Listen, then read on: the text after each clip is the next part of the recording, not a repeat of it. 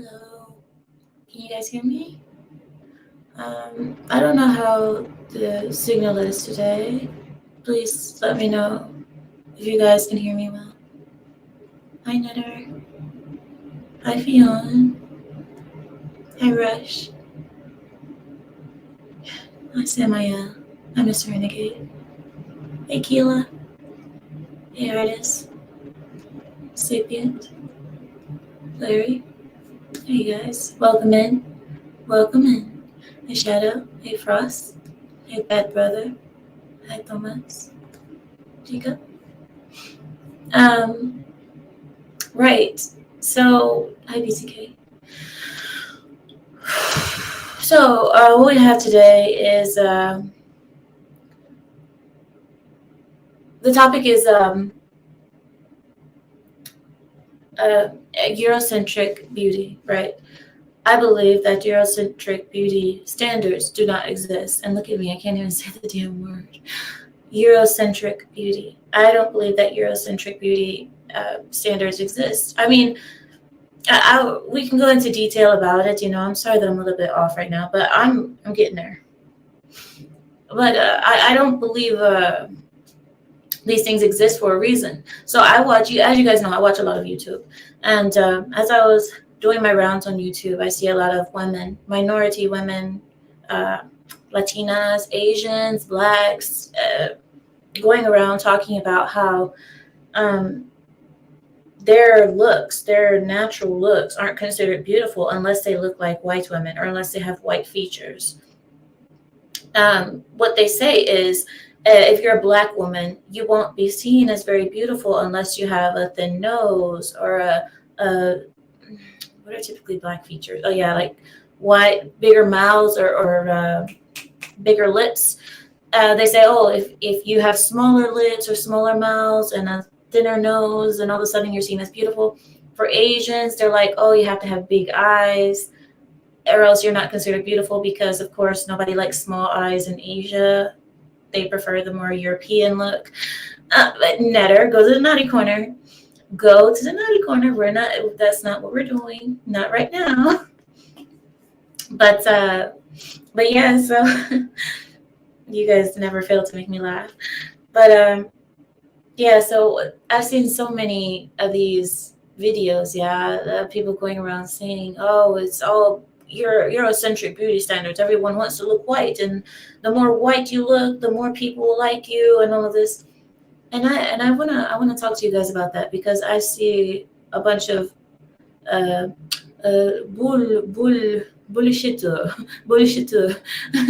bullshitaki mushrooms. I see a lot of bull. And the reason I say it's bull is for the reasons I'm going to tell you guys in a second. Hi, Wilco. Hi, Ethan. I don't know. I don't think I've ever seen you here, Ethan, but he says, do minority women realize that a lot of Western men are going for them now because of the advent of the Western white feminist? Yes, but this is not because of how they look. This is more of a behavioral issue. No, Ethan? This is more of a Western white feminist behavioral issue. The beauty standards is, I don't think that has anything to do with the beauty standards per se. Correct me if I'm wrong. Mr. Renegade says, all they have to do is identify as beautiful, problem solved. Well, yes, in this world. BTK says, it's about time that a woman went to the naughty corner. Have I not sent any women to the naughty corner? Really? Oh, well, we're equal opportunity over here, okay? All right, well, here we go. Now, you guys tell me if I'm wrong.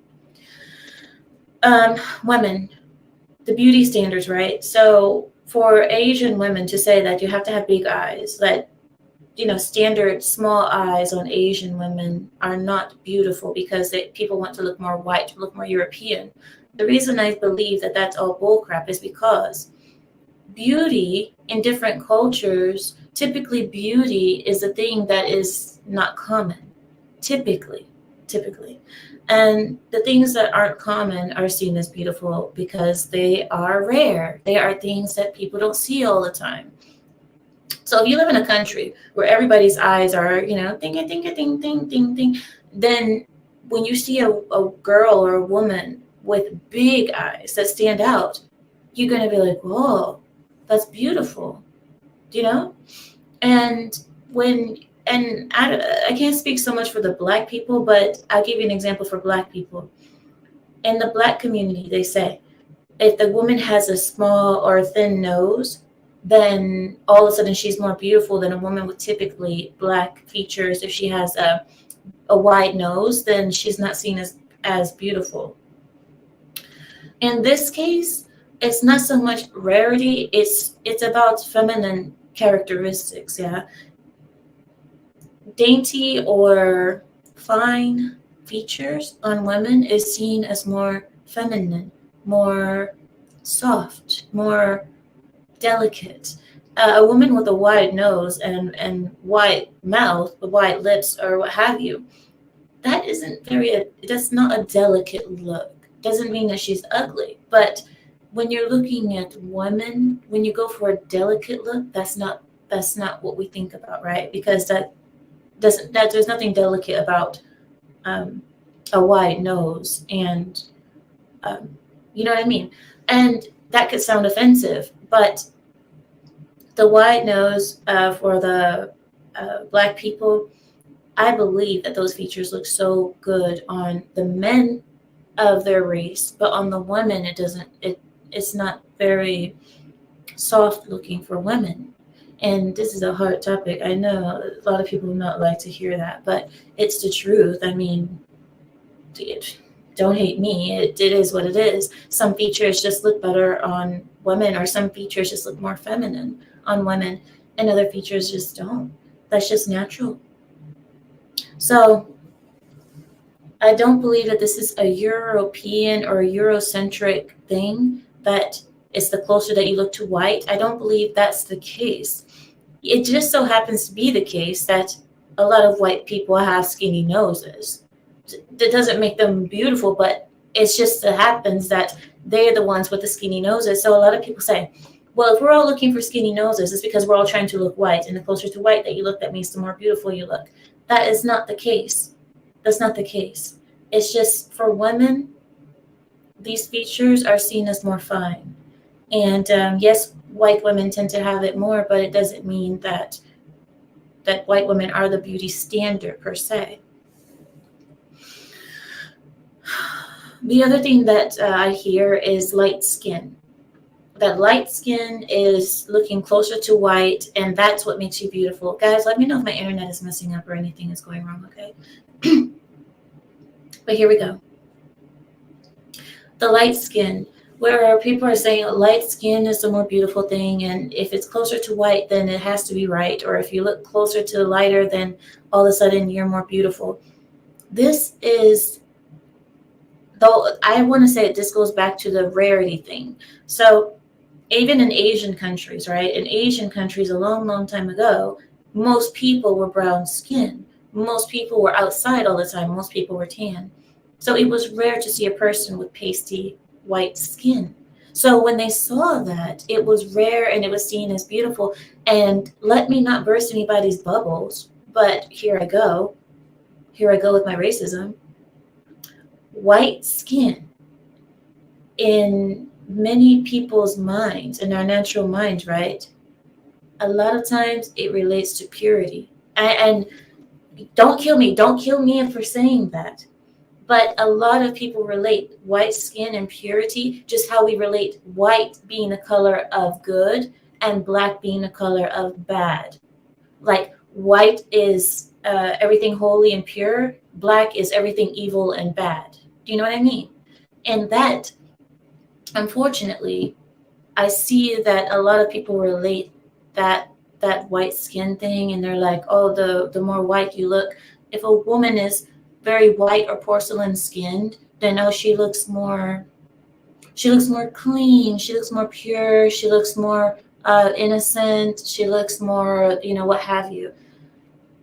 We hear this in almost every culture other than American. If you guys have ever been around the world, I mean, you go to Asia, you go to Middle East, you go to India, you go to everywhere, they say these things. Like, this is not something that is new for a lot of you who are listening to me. But this is a topic that is very hard to speak about, because if we're going to be honest about what we're talking about here, instead of beating around the bush, I'm not going to beat around the bush with you guys. I'm not going to be like, well, we can all say that all features are beautiful. No, and no, not all features are beautiful, and not all features are beautiful on everyone. There are features that are more beautiful on men. There are features that are more beautiful on women. There are features that are not beautiful on either one. So, right.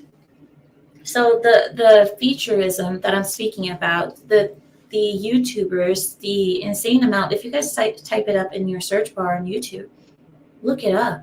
There are hundreds, if not thousands, of videos of mostly women talking about this beauty standard and how if they don't look white, or there's like this Eurocentric beauty standard, and I'm like, this is not Eurocentric beauty. This is just beauty. It's just beauty. There's nothing European about that. It is just beauty. And the reason I say that is because even though they try to relate it as European, and we need to get away from that. We have to get away from anything that looks European. We can't worship anything that looks European, right? But if I were to go around saying, we're going to go for an Afrocentric beauty standard, who would be angry? Nobody. Nobody would be angry. If I said, I'm going around looking for afros, wide noses, and bigger lips, would anybody be mad? No one would be mad. They would say, oh, bravo. But if we are to say that on women, there's certain features that are seen as more delicate and feminine, and I'm not saying that I agree with it. I'm not saying that I agree with it fully, but I'm going to be honest with myself here. If you ask me, who are the most beautiful women that you see and what type of features do they share? Most of the women that I believe that are most beautiful have a nose that is proportionate to their faces. It doesn't have to be a super skinny, fine nose, but it also it doesn't stand out, So for the women that I think that are the most beautiful, Salma Hayek, Shakira, these women to me they're just gorgeous. I don't know. To me, they timeless. If I see these women, you see their faces are very proportionate. They have a certain jawline that is feminine. They don't have like white faces, although there are some women with white faces that look good. But the majority of women that you see that are seen as most beautiful, they have delicate features, soft features, and big eyes. And for Asians, it's like, I understand where Asians say like, oh, small eyes is not attractive. Small eyes aren't attractive. I understand that because in the Middle East, if you guys don't know about Middle Eastern beauty standards, in the Middle East, we are so obsessed with eyes. We are so, maybe that's because that's all you can see on us. But that's a whole different topic. It's a whole different topic. But but truthfully, maybe we're so obsessed with eyes is because that's the only thing we're allowed to really see of each other many times in our countries. But we have an obsession, a very sick obsession with eyes. And the bigger the eyes, the more innocent, the more beautiful, the more doughy the girl is. And we believe, kind of like that, if you have those big eyes, that you're more innocent, that you're curious, you're, we call it helwa in Arabic, you're helwa. It's, yeah. So Asians aren't the only ones who have an obsession with big eyes, and big eyes is not a Eurocentric feature. Okay. Most Europeans that I see don't have huge doe eyes. That's very, I would say Middle Easterners have the biggest eyes. Our eyes are just huge for no reason, just half of our face for no reason. But and the other thing was the pale skin. Pale skin was very popular we all know, for class reasons, not so much. Let me ask you guys a question. So the whole pale skin debate, pale skin, as we call it, being fair, Middle Eastern and Indians, we call it being fair. But the fair skin debate, right? You will see so many countries where a man, a husband and a wife are looking for a bride for their son, and you'll see them going around looking for the girls, yeah? You'll find a beautiful brown-skinned girl, perfect features, beautiful jawlines, a thin, fine nose, big eyes, long, black, silky hair down to her waist. Beautiful. And then you'll see a pale-skinned girl with one eye bigger than the other, teeth half of them missing. Okay? They'll look at the pale-skinned girl and say, son, but look at the fairness. Look at the fairness. And they will jump right over the beautiful brown girl to go to the gap-toothed fair girl, fair skin. And what they say, but look at the fairness. Look, she's fair.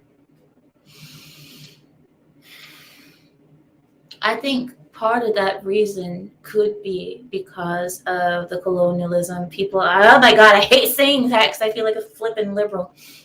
But I think part of it could be because of that, because the British, when they took over India, they were the ruling party, the ruling people, the rulers of the country. And once they came, they saw these pale women living the life as the wives of these big diplomats, these British, dukes and lords and all that. So they probably saw that as like a sign of status, of high class. So they probably related that to, who knows. But in most countries, pale skin or fair skin is seen as a desired feature to have, especially for female children. We don't want a female child to suffer being dark. We don't want that, because that means it's going to be harder for her to marry. She may get teased more, and she will be looked over. She'll be overlooked because her dark skin, it doesn't stand out. You don't stand out with dark skin. You look, in our countries, we'll say that you look tired, you look worn out, you look like you work hard, you have dark skin, you look worn out, tired. If you have pale skin, they'll see it as, oh, look at her, she looks clean. And I don't know, I get that, this reference of saying like, the pale skin girl looks clean, the dark skin girl looks dirty. But this is just something that runs rampant in our cultures, okay? So pale skin is desired all over the world. Paler skin is always desired, especially for females. So what I've seen YouTubers say that the pale skin is solely desired because of Eurocentric beauty standards. This is the only reason why pale skin is desired worldwide, is because the Europeans took over the world, and ever since they took over the world, they have forced brown and black people, they love that term, brown and black, people of color, they have forced all of the all of us brownies. They force all of us brownies to believe that their skin is the epitome of beauty, that their skin is white, so it has to be right, that their skin is what we all need to achieve in order to be beautiful. That's what the YouTubers are telling us. And I respectfully disagree. I disagree because I believe in my heart of hearts that for women, for most women, am I really going to say this?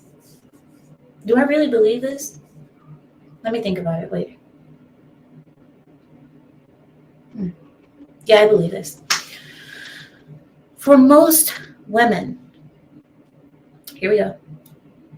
For most women, I believe most women do look better at a certain level of pale. Not white, but I would say most women look best at between beige and olive.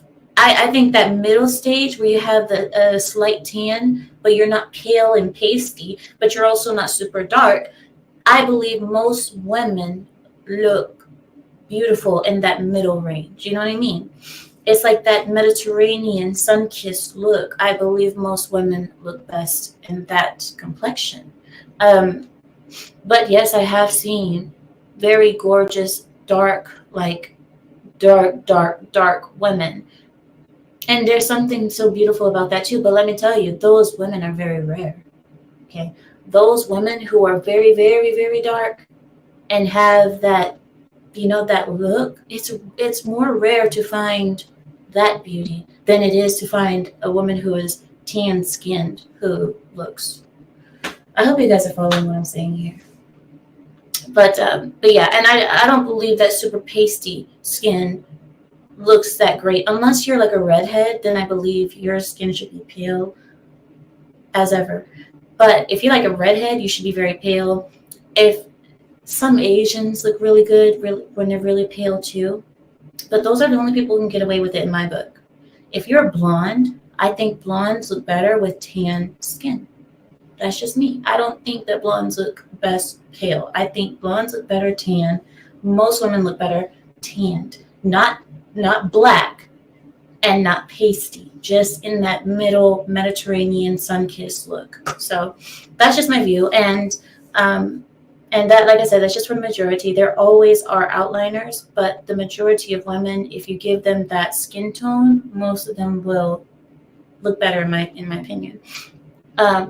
And it's hard for me to say that just because I know a lot of people are like, well, you would only say that because you believe in the Eurocentric standard of beauty. There's nothing Eurocentric about that. It's called what is beauty and what's seen as beautiful and what's not seen as beautiful. Because beauty is beauty. And people are always saying that we have been trained to see things as beautiful that aren't. That is not true. We spoke about this a while ago. Babies from the womb know beauty. Babies. They've done experiments with babies and put an attractive woman versus an unattractive woman in front of the baby. The baby will constantly focus on the attractive one, even if the baby has to turn its head to look over to find the attractive one. That means the baby had to how can you say, use force to mush their head over just to see the attractive woman. And they will focus on the attractive woman rather than look at the ugly woman that's in front of them. So have those babies been trained with the Eurocentric standard of beauty? Or is it that the Eurocentric standard of beauty just flows through our veins and through our blood systems and our DNA?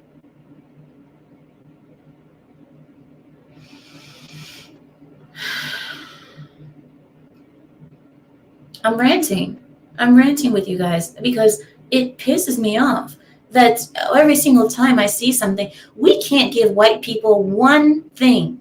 You can't give white people anything. And I've noticed all of these people of color and all these, black, brown, whatever you want to be, all of them are constantly just, and you know what I think it is? I think it's jealousy. Personally, I think it's jealousy.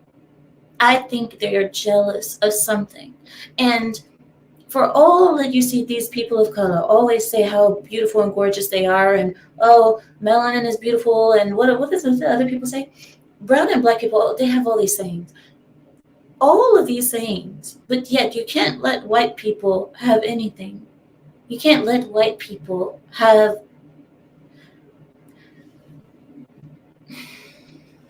and I don't know, for me, I believe that this Eurocentric standard of beauty, when we're speaking about Eurocentrism, in America, it's easy to get away with that in America, and actually other countries are learning from us. Other countries are actually learning to do the same. You see other people in the middle of Asia, middle of the jungle in Cambodia, talking about how colonialism has affected their beauty standards.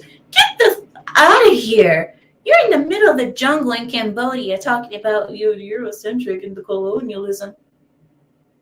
How did you get YouTube? That's my question. How did you get YouTube? Put the phone down and look around. Beauty is beauty. I believe that beauty is beauty. No matter if you're in Asia, if you're in the Middle East, or in India, or in Africa, or in Iceland, beauty is beauty, and everybody knows what's beautiful. And just because everybody sees something that's beautiful and they have similar features, like, for example, the majority of women that are seen as beautiful have thin noses. So what people say, they have thin noses, that means that there's a Eurocentric standard of beauty, that everybody is fixated on thin noses because white people have thin noses. This is why they want everyone else to have thin noses, and that's what's considered beautiful. No, the thin nose is considered beautiful in the female because it makes her look more feminine, and that is what is beautiful on a woman. No one had to be trained or sat down and taught. If you see a woman with a thin nose, then she's beautiful. If you see a woman with a fat nose, then she's not beautiful. No one has to be trained for that. Let's just put two and two together. Let's put one next to each other. Most people will naturally say that the woman with the finer features looks more feminine, looks more delicate, and possibly even more beautiful.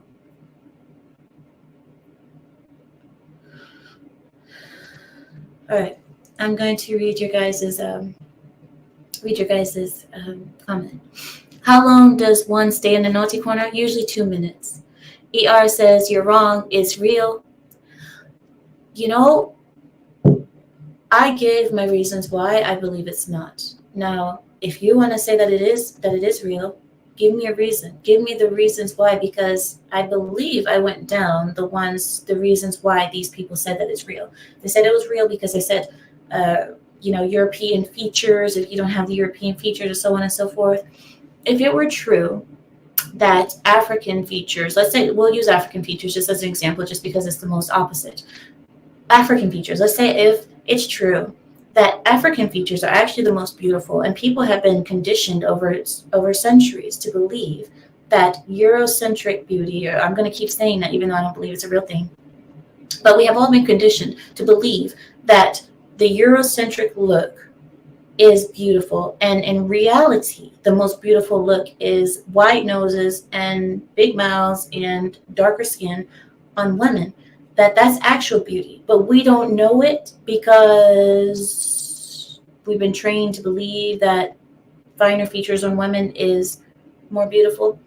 Can you tell me which group of people have you seen in the world who, if presented a beauty contest, let's say a beauty contest, or however you measure beauty, if you put one person with Afrocentric features mostly, and you put another person with finer features as a woman, this is all women now,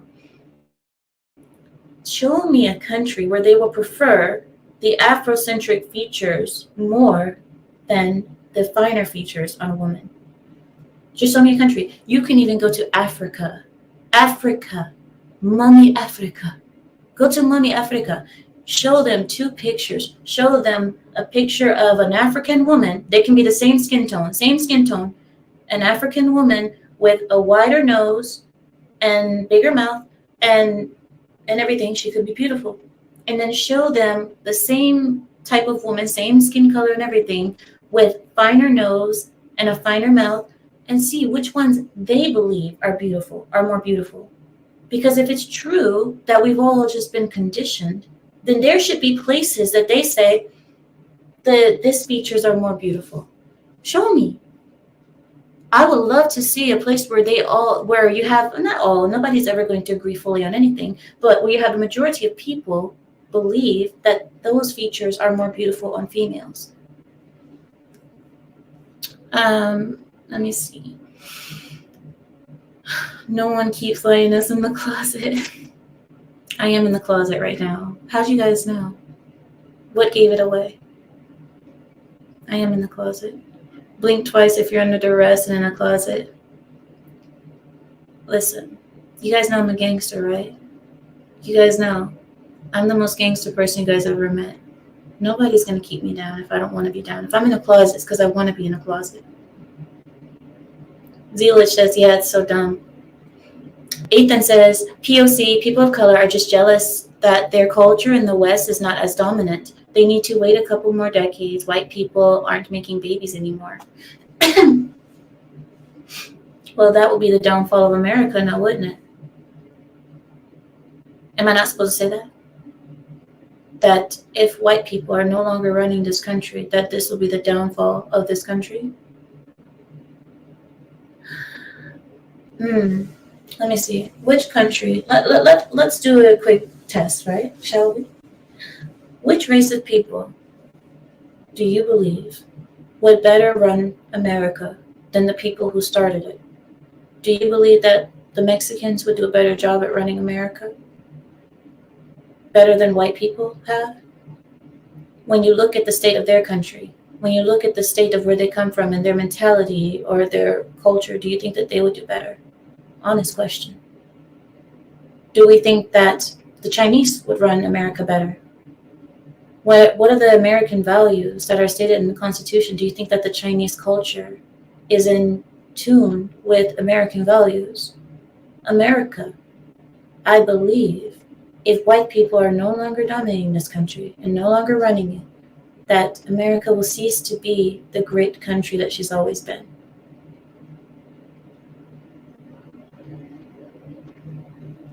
And it's sad because me as an Arab, me as a Middle Easterner, I don't even think my people could do it. My people, we can't do democracy. Arabs, we're animalistic. We can't do democracy. We're not diplomatic people. We are people that need to be ruled by kings and queens. We have to be, because that's just how we are. So, when you say, when white people cease to exist, people of color will have their chance, that will be the end of America as we know it. Troy says, nature versus nurture. There is a scientific, natural encoding for healthy, fit people that we find attractive. Like attracts alike. But there is some moderate novelty drives. What? Am I reading that right? Am I having a stroke? Like attracts like, but there is some moderate novelty drives too. Natural. Okay. I understood your first part, Troy. Second part, forgive me. Maybe my English isn't as good as I think it is. Dr. M says, how did they recruit for that experiment? Need ugly chicks for science? We'll pay $20 an hour.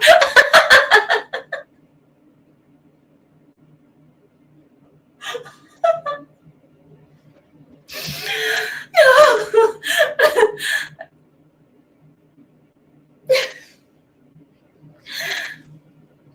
Well, it's the same way they do it for movies now, isn't it? How do they do it for movies? In movies, they do the same thing. When they have movies where they have the attractive protagonista, the attractive protagonist, and then they have the not so attractive co-actor, whatever. These people know their place. They know that they aren't conventionally attractive. There are people who know that they're not conventionally attractive, and that's a skill, and that is something honorable now, because now no one wants to admit that they're not attractive or not conventionally attractive. What they'll try to do now is tell you that they are attractive. It's just that you can't see their beauty because you're too focusing on Eurocentric beauty.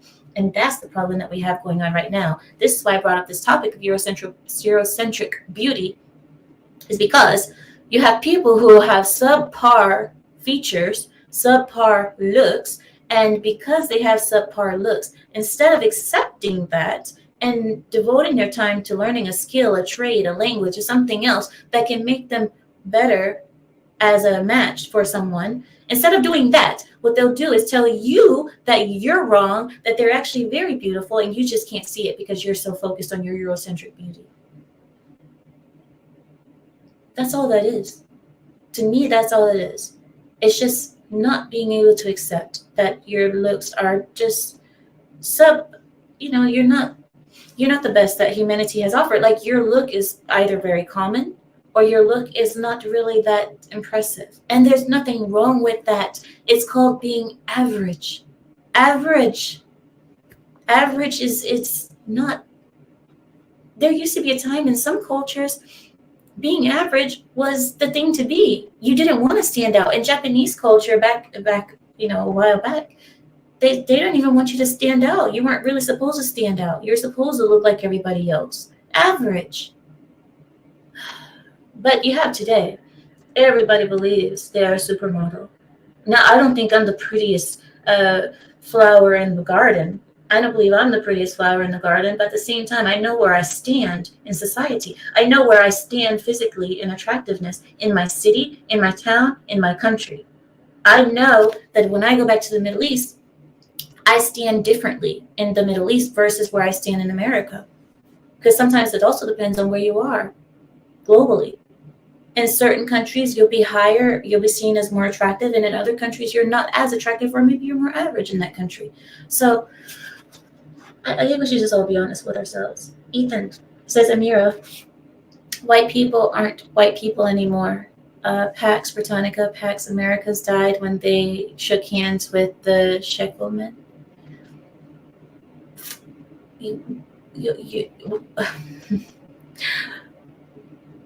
Ethan, let's stay on topic.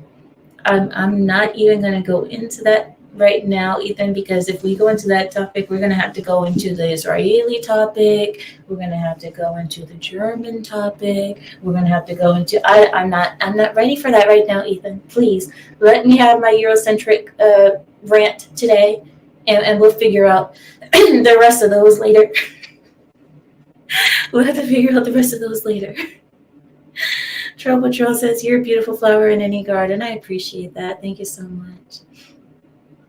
Hi Neil. He says, I find women with with different facial hairs and body structures different.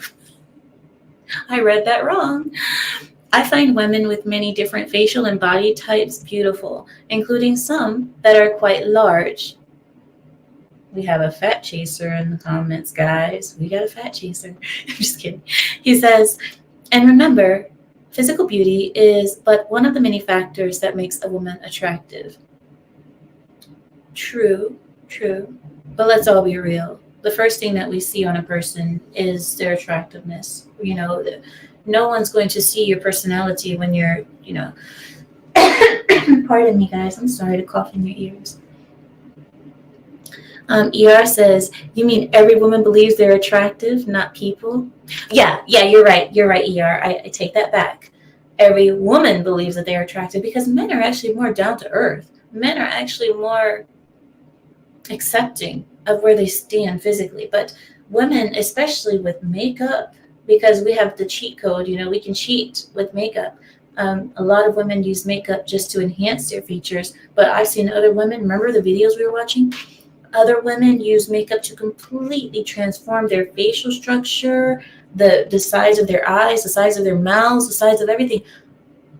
I could never. I don't know how to use makeup like that, but anyway, makeup is one of those things that boosts a lot of women's self-esteem, but falsely, right? Because think about it. Before makeup, a woman knew where she stood naturally, right? You know where you stand. But after makeup, you're like, you know what? I may not look like the best girl. I may not look like that hot girl naturally, but just give me a few minutes and give me a few bucks to buy a few products, and I can look like that girl. But yes, when I wash my face, it's going to come off. But for a minute, I can fool men. I can fool the world into believing I have these features and I really don't. So it's cheating. It is cheating, but BTK says, I'm a king in another country. I just don't know which one. One second.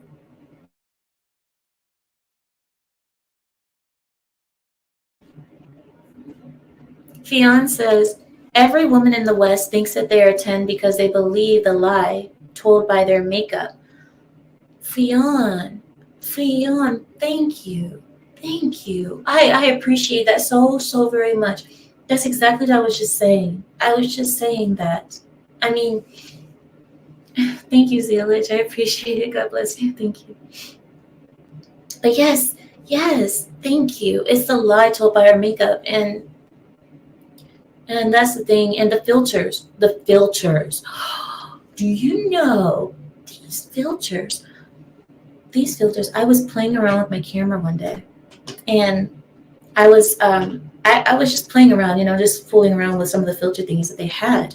And they had one filter on. I didn't know that wasn't my real face. I thought that was my real face, and I was like, wow, I look great. I was like, oh my gosh, look at me, skin glowing and all of this.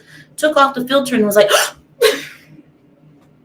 and I don't think I'm that unattractive, but the moment these filters and the makeup make you feel even more unattractive. Does that make sense? Like when you are so used to seeing yourself with makeups and filters and perfect lighting, the moment that you don't see yourself like that, the moment that you just see yourself as a natural woman, that's what we're born to be, natural women. But the moment that you see yourself again as a natural woman, you don't even appreciate your own natural beauty anymore. I believe that all of the makeups and the filters and the things that we do, the plastic surgeries, is taking away from the beautiful natural essence of a woman. We don't even know the beauty of a woman anymore because we're so used to seeing us done up so exaggerated. Everything is so exaggerated. And when you take off the makeup now, we look too plain. And the truth is, that's how we're supposed to look. We're supposed to look plain. We don't need a bunch of colors on our faces. We don't need eyeliner wings, that goes snatched like this up to our hairlines. We don't need that. We're supposed to look like natural women. But it makes us look uglier because we get so used to seeing ourselves a certain way, and when we take it off, we look ugly. Well, you guys are getting deep right now. That's to me that I haven't really considered that until we're just talking about it now. But I didn't really consider how ugly I felt when I took that filter off and I saw my natural face. And I don't believe I'm ugly. But when I took off that filter, I felt ugly for a second. And I was like, man, the way that stuff really messes with your mind. ER says, it's makeup and cause most men to have low standards when it comes to who they would have sex with. Like most men would smash a 4. Oh, I'm guessing you mean mate with, have sex with? Most men would have sex with a 4? Are you saying that men would normally have sex with a 4? Or are you saying that now they're having sex with a 4 and they don't realize that she's a 4 because she's wearing makeup? You have to break that down for me because I don't really understand what you're saying there. Clue says he's a 10. 10. 10. Clue, you're nobody's 10. I'm so mean. I'm sorry, Clue. But no, you're nobody's 10. And neither am I. So stop it. I'm nobody's 10 either. So stop it, Clue. But who is a 10? We have a 10 in the chat. And I'm going to tell you who it is. We have a perfect little octopus in our chat who dances around like this. And he's a 10 in Octopus World. In Cthulhu World, he's a 10. So you guys know who I'm talking about. If you know, you know. Oh, Baklava says, yeah, they don't realize she's a 4. Oh, okay. I see what you're saying. So the man thinks that he's taking home. I have seen so many stories. You guys know I watch a lot of Red Pill content as well. I've seen so many stories where men are talking about how they bring home this girl and she's so hot. And oh my gosh, I couldn't believe I pulled a girl like this. Woke up the next day with her, turn around to look over at the beauty that they brought home. You guys know what he saw, okay? The makeups, they don't tend to last overnight. And if your makeup is lasting overnight, I feel bad for your skin. But the makeups don't tend to last overnight. And wow, waking up to that. DJ says the octopus dance gets me every time. The tentacles. It's just the tentacles. I just can't. Ozzy. Ozzy says, chasing unending youth. Chasing unending youth, supposed to be 6 to 18 months, long enough to attract men to vet for husband material. Then the kids. Better invest in growing the mind/personality.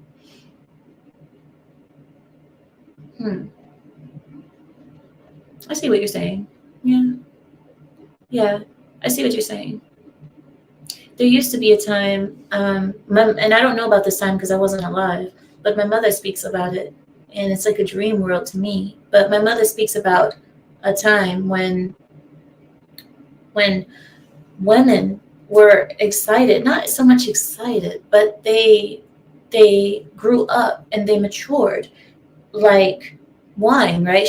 My mother says this about my grandmother, and she said that women were happy to dress differently as they became more mature. They stopped wearing their little girl clothes and started wearing woman clothing. You know what I mean? We don't have that anymore in America. We have 50-year-old women wearing the same leggings, the Lululemons, whatever leggings, as 16-year-old girls.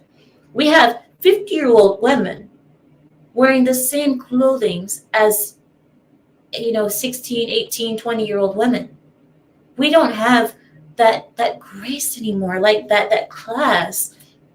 My mother, she constantly spoke on it. She wanted to be like my grandmother, who, when my grandmother reached a certain age, she just threw all that stuff away, all that young stuff, she threw it away, and she properly matured.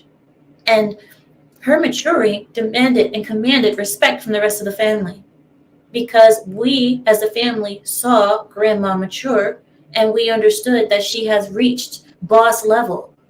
She reached that. Women don't want that anymore. No woman wants to reach boss level. All women want to stay, I'm a Barbie girl in a Barbie world. That no woman wants to reach boss level anymore. It's true. Not right now. Not right now. It's my uncle. Let's see what he wants. 1 second. He's in Miami. Hello. Shlomek.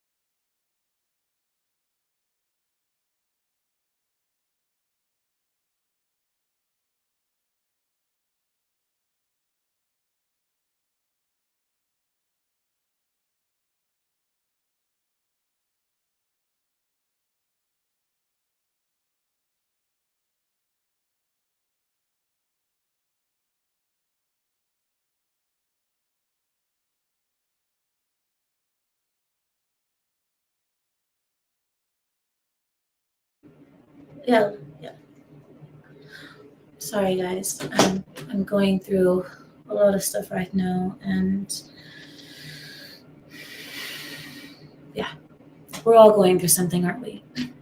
But anyway, I want to get back to you guys on things. Amita putting a hit out on somebody. Not today. Amita negotiates in private. Why do you guys make me seem like I'm some kind of a mafia leader? I said I'm a gangster, not mafia leader. Stop. Okay, here we go. Ethan says, Eastern cultures, despite being more patriarchal, invest in the importance of the matriarchy. Mom and grandmas have huge power over the family, younger men. In the West, they are the same as any old man. Well, for us, like I told you, the men rule the families, the men dominate the families no matter what. We don't have a system where we don't have where women rule anything. Men are the rulers. However, pardon me, guys, sorry. However, women, when you have a woman reach boss level, did I ever tell you guys the difference? I'll tell it to you right now. So I'm going to give you guys a little insight. Here we go. Ready? Okay. So for women in our culture, when you are young, when you are between the ages of 7 and 50, as a woman, you have to shut up and be quiet. When there are family functions, us as women, like at my age, I'm not allowed to sit with the men. I'm not allowed to I'm not allowed to just sit and have conversations with the men of our family, only in certain rare situations, but mostly I have to be in the kitchen. I have to be serving. I have to be quiet. I am not allowed to speak in a certain tone. I'm not allowed to speak above a certain decibel point. Is that how you guys say it? Decibel? You understand what I'm saying. These are the rules. This is the culture. But when a woman in our culture reaches that boss level, 50 age, the age 50, I'm going to say 48 and up. When she reaches 48 and up, women are allowed to sit with the men. They are allowed to laugh loudly and talk with the men. And I can't even describe it. You know how you see men having conversations and put their heads back and laugh. We can't do that. At our age, we're not allowed to. We're supposed to just be like, but when women reach that level of age, they are allowed to just be free. They can kick their feet back and stretch out on the couches like men. They can do that at that age. But us as women under 50 or under 48, we're not allowed to do that. We have to be super quiet, super feminine. And if we are out of place and we think that we can go be with the men and, hey, what's up? You know what's going to happen to us? We are going to get kicked out. The men will look at us. First, they'll look at you, just to give you a warning. They'll say, woman, what are you doing? Are you serving tea or something? Are you serving food? Are you lost? The women are over there. That's what they'll send you to the women. They'll say the women are in the kitchen. Go. They'll look at you like you're crazy. What are you doing? Go. If I tried to do that. But like I said, once you reach that age in our culture, see, these are called rites of passage, no? And the rites of passage are a big deal for humans because that's part of our social structure. And Americans have lost the rites of passageways. Another example I'll show you guys. Men. In America, what is the cultural sign that a boy has been raised right? When you meet that boy, he's a young man. Let's say he's 13. He's just coming into age.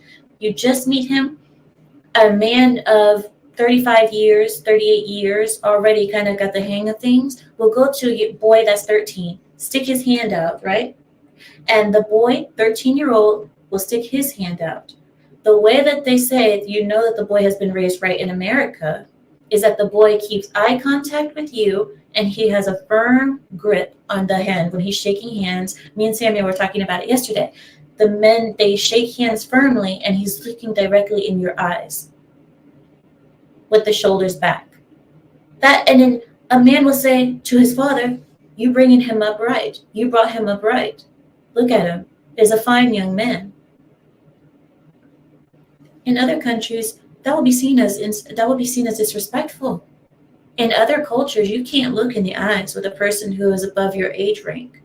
You can't look them in the eyes. You're supposed to look down. You're supposed to be modest. You're supposed to be demure. You're supposed to be submissive in a way, but and that's why I said this is a difference.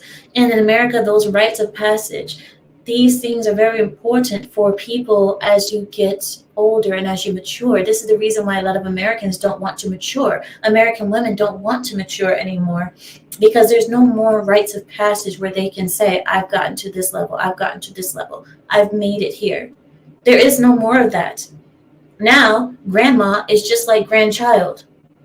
There's no difference. In fact, they're in competition with one another because grandma still might be single.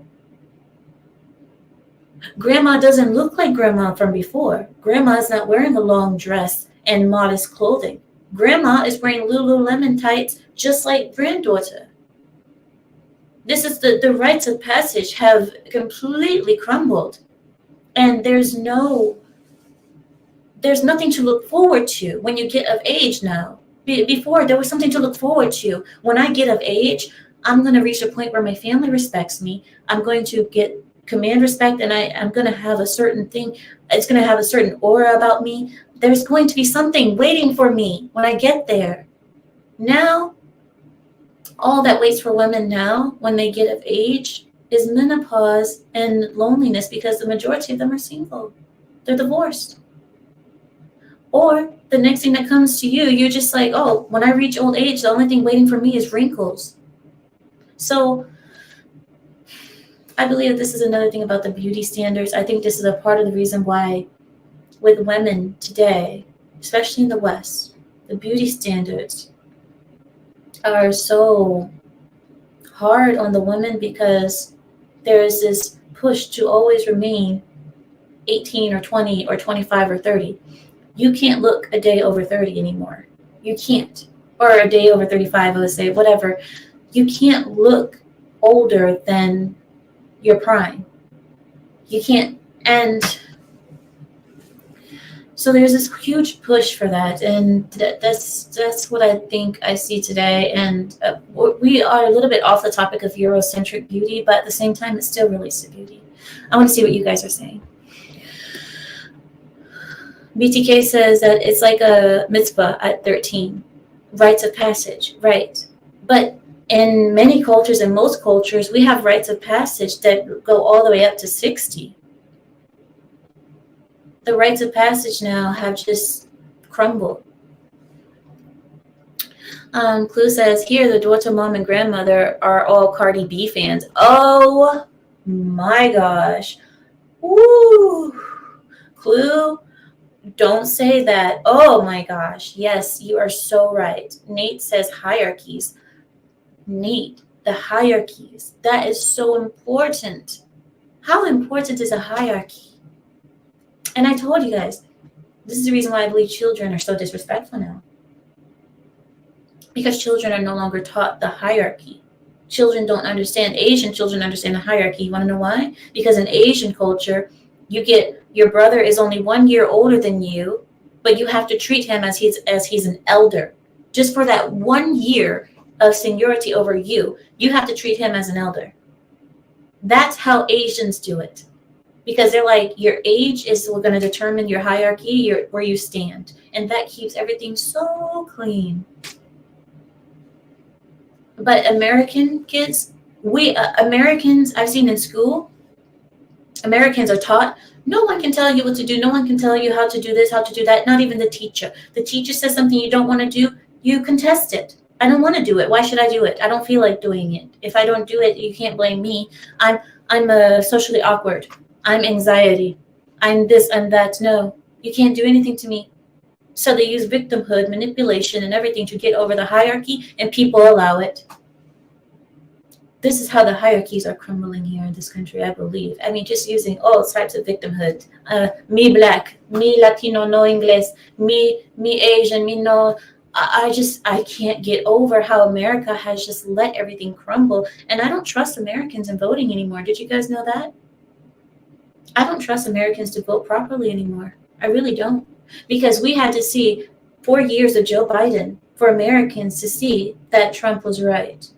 This is what you needed, America? This is what America needed to know truth and reality versus false and lies. And people all the time say that the Trump people, the MAGA people, are the cult. We are in a cult because we worship Donald Trump. We worship Donald Trump.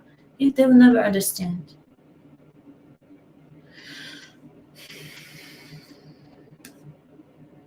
Dr. M, grandma and WAP were two concepts I never needed to think about together. Thank you for that. I don't know what that is. Grandma and WAP? I don't know what that is. The Cardi Wait, B song, WAP. I'll look it up in a second. Oh boy. Is it W-A? What is a WAP?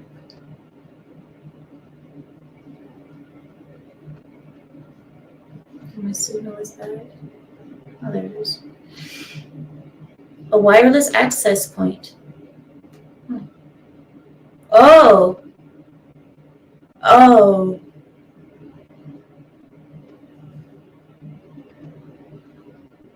You guys need to grow up. Grow up, Dr. M. Go to the naughty corner. Go. Now. Get in the naughty corner. 2 minutes. You get 2 minutes.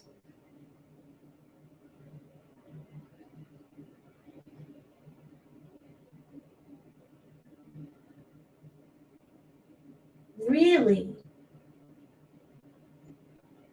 But why would you put that in a...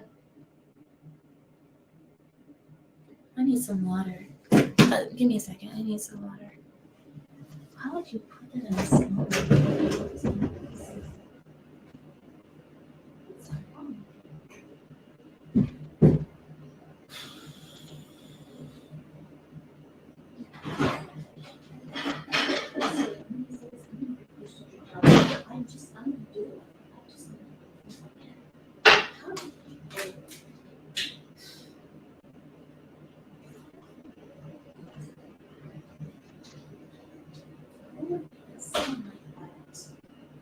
And people listen to that? It's not even new. It's an old song and people listen to that. People have nothing to talk about anymore.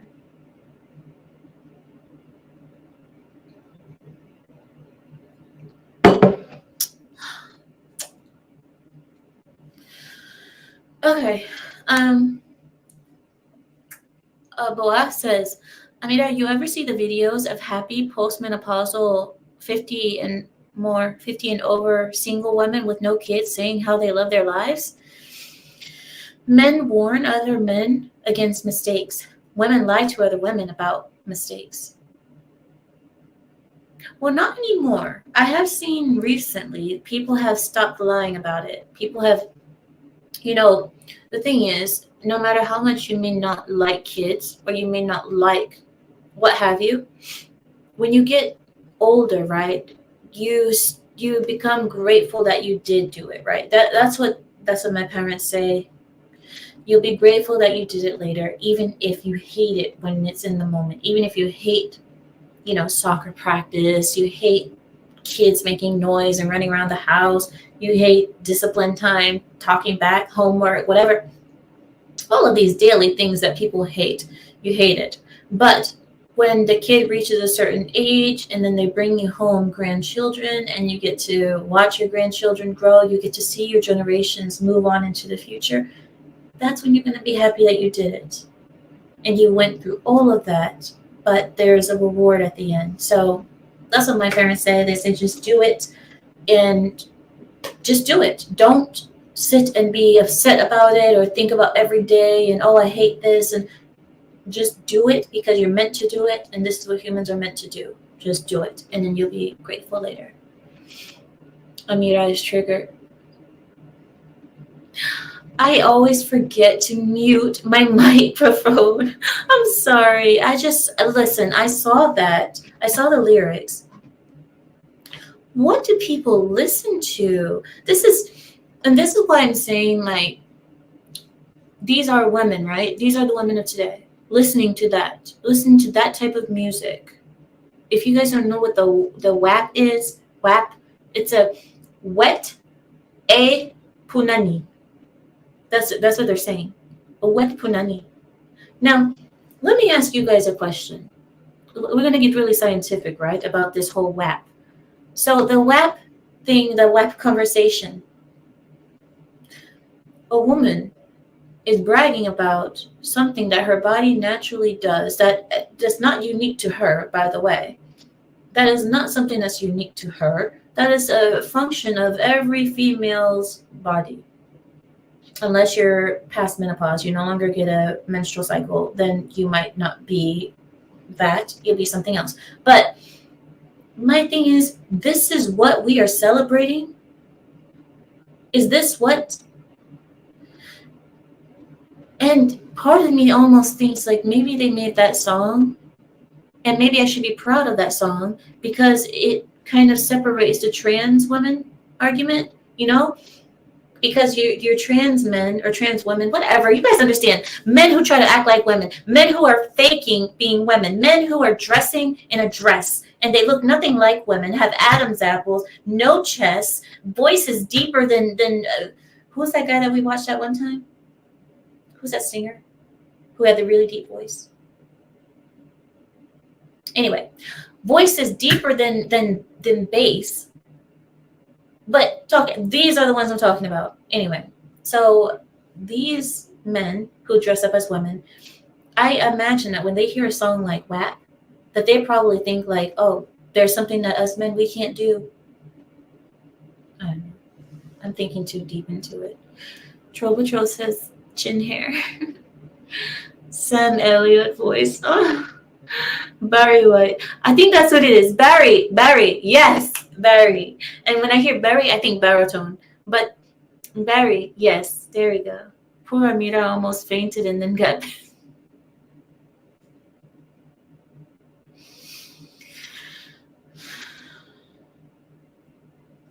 It's been rough. Okay, BTK. It's been rough.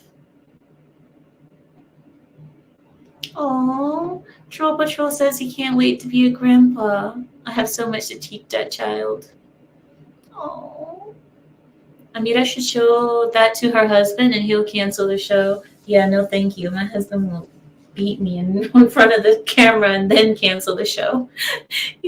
No thank you. He won't know about that. Dr. M says, didn't they perform that song at one of the major music award shows?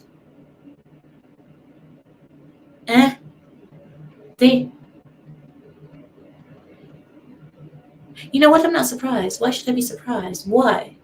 When you have a faggot, I'm sorry, for flaggot. You have flaggot shows all over, running rampant. You know, men wearing bikinis with their balls hanging out of the side of them.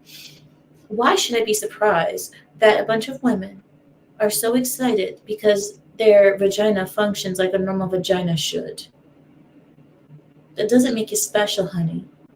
Like, what do you think? What do these women think? That they're so special? There's no such thing as a golden vagina. It doesn't exist. Sorry. It's a part of reproduction. It's not something that's so special. You're not special because you get water. Stupid women.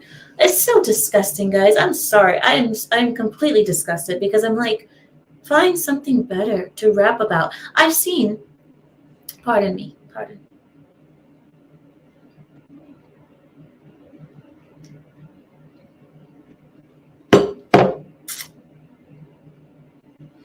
I've seen that the majority of these female rappers,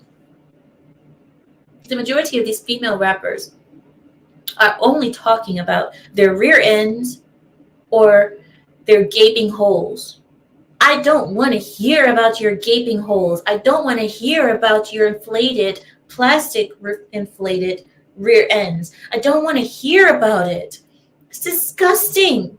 It's like, don't you have anything that's better about yourself? Why don't you talk about relationships? Talk about the love. Talk about, I don't know, how we're not going to have 4 baby daddies with 5 kids. How about we talk about things that are important? No? How about that? How about we'll talk about how we're going to lower the STD rates in America? No? No. No.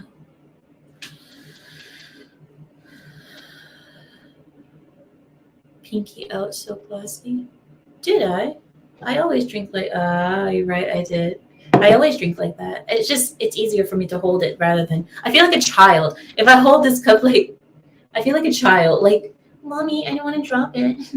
Like, come on. Oh, Fionn. Fionn says, all women think that their kitten is magical. I swear it. I don't want to talk about that, okay? I really don't want to talk about that. But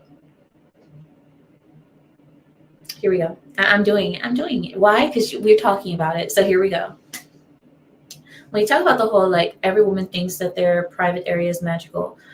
In Middle Eastern or Arab cultures, a lot of times we have the you guys know, we spoke about it recently about the virginal ceremony, the virgin ceremony. Every woman goes through it if you marry as a virgin. If you marry as a virgin, you're going to go through the virgin ceremony, and that is when the parents take the wedding sheets and they show it to the family, the neighborhood, the city, put it on YouTube, put it on everywhere.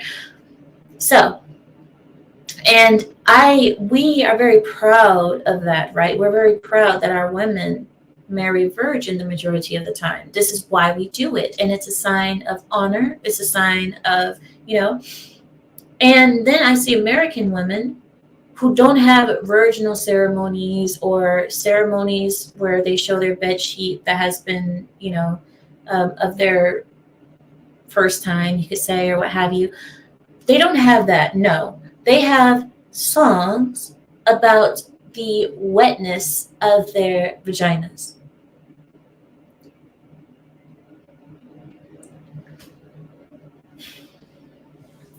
I'm like, the patheticness. There's nothing to celebrate there. A virginal marriage, that's a celebration. Wonderful. That's wonderful. She saved herself for her husband. That is a beautiful thing. Beautiful. It's a sign of honor. It's honorable. These women talking about wet, what, you know what I mean? Wet this and wet that. What is the celebration? There's no celebration in this. My gosh. Anyway. Did you guys hear that they want to make Michelle Obama, or should I say Big Mike? Big Mike!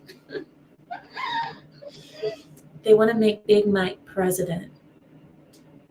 Did you guys hear about that?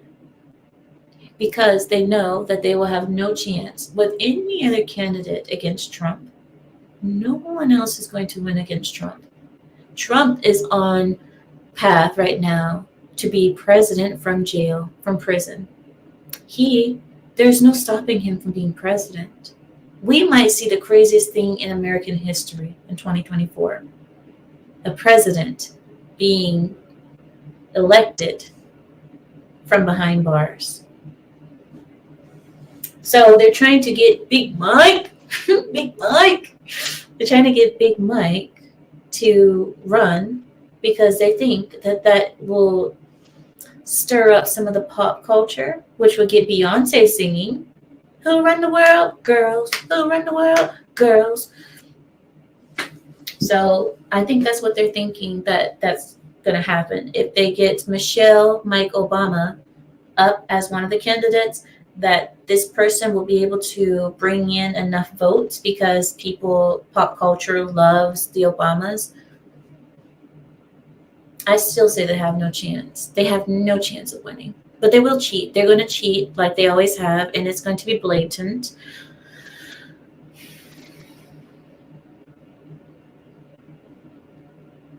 Fionn is on a roll. No.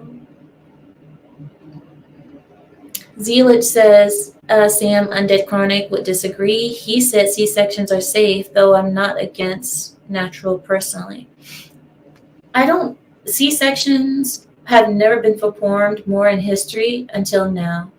C-sections used to be rare and uncommon, right? Uncommon is rare, duh. They used to be very rare, let's just say that. And today, it's so common to have a child being ripped out of the womb instead of going through the birth canal. In our cultures, we believe that C-section should only happen in the most strenuous of situations where the woman's life is in danger. We don't believe that just an average pregnancy should be a C-section. So, for us, we also believe that you're being born naturally as a human should be born. It starts off your life better than if you were ripped out of the uterus from the top. You know what I mean? You know, C-section, you get ripped out from the top. If you get ripped out that way, we believe that it messes up your spirit in a way, your brain structure, everything, because you're not supposed to be born that way. We're not supposed to be ripped out like that. We are supposed to pass through the birth canal and go out the normal way. But anyway, that's just, yeah. Go ahead, Samuel. Just to clarify what I was getting at, when I say unnatural, that's exactly what I'm talking about. I'm a pagan. We believe in a connection to the spirit world, and entering the world unnaturally, not through the birth canal, severs that connection. A part of that person will always be muted. That's you guys. He said it better than I could. That's what I meant to say. Like it messes up part of your soul. It messes up your spirit, your energy, your everything. You're supposed to come in the right way, and if it is possible, we should all come in the right way. Clue says that there's no photos of Big Mike being pregnant. No, there's not. There's not. Ethan. I was going to say Ethan. Pardon me. Ethan says the CIA ready to do regime change when Trump gets voted in. Oh, if you, let's be real, right? Okay.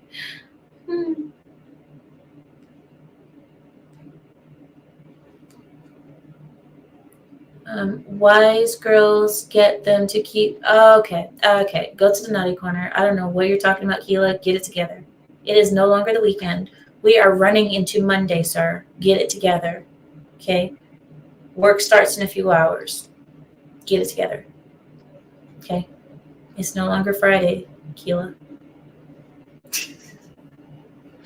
Zealot says, I guess that explains why I messed up. Oh, I'm sorry, Zealot. You weren't born properly. I'm sorry. Well, you get another chance eventually. BTK says, Big Mike is built like a linebacker. Dr. M says, I was a C-section baby. I'm sorry about that, Dr. M. I turned out backwards before I was born. Oh, you turned around backwards before you were born. And maybe there's something to this. I'm pretty messed up in the head. Well, we believe so. In our traditions, we believe so. We believe it does mess you up if you're not born the proper way. Chopacho says, Big Mike. That's so funny how you say it the same way every time. That's how I see it. Cranberry says, sideways, born sideways. What? I was a Q-section baby. Zealot says, I was too big to have a natural birth. But you said you turned around. Oh, no, that was Dr. M who said he turned around. Yeah, no, that was Dr. M who turned around. You were too big. Oh, okay. Well, look, that's what we say. In those situations where there's just no way to get them out naturally, then yeah, we believe. But we still believe it messes you up a little bit. Okay, so back to what we're saying. Back to our conversations. We don't need to speak about birthing because it's a scary topic to me. It's so scary. Childbirth, I'm scared. I'm scared. I used to do doula. I used to be a doula for a little bit.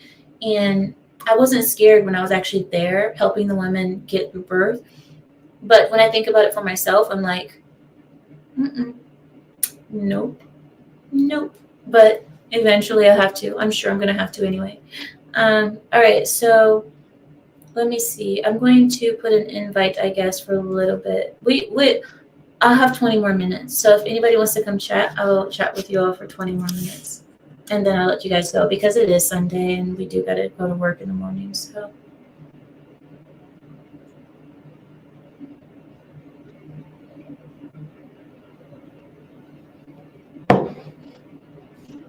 my gosh, water tastes so good sometimes. You guys know what? I'm one of those people. Well, I can't drink cold water. Is anybody like that? I can't drink ice cold water. It's very rare that I'll crave it, but most of the time I can't drink it. My water, even when it's hot outside, even when I'm baking, I prefer like room temperature to slightly cooler than room temperature because I can drink the most when it's that temperature. If it's cold, I will barely drink any of it.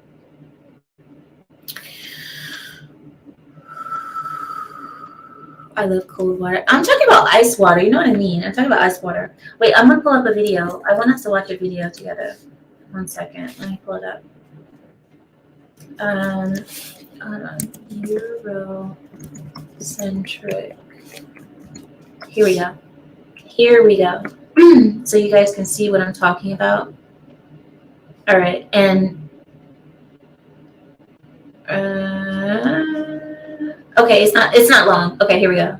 I'm gonna put it for all of us to watch together. Let's have some movie time, shall we? All right, I'm pulling it up now.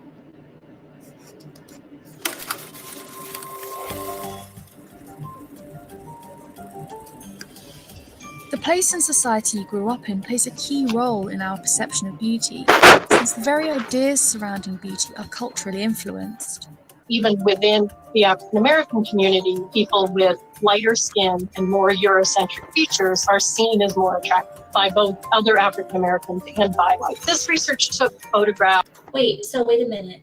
If it's true that they are seen as more beautiful, even by other African Americans, not just whites, then is it still a European perception of beauty? Because even African Americans, I hate calling them that, but if even Black people in America feel that they look more beautiful, doesn't that mean that it's a beauty thing for them as well? How can that be? Whatever. All right. Maybe I'm asking too many questions. She'll explain herself. Graphs that were digitally altered. So it's the same basic facial structure with same clothing, same hair, and really only altered the darkness or lightness of the skin, as well as certain features, for example, the width of the nose and a few features around the eyes, and ask people to rate how attractive is this person.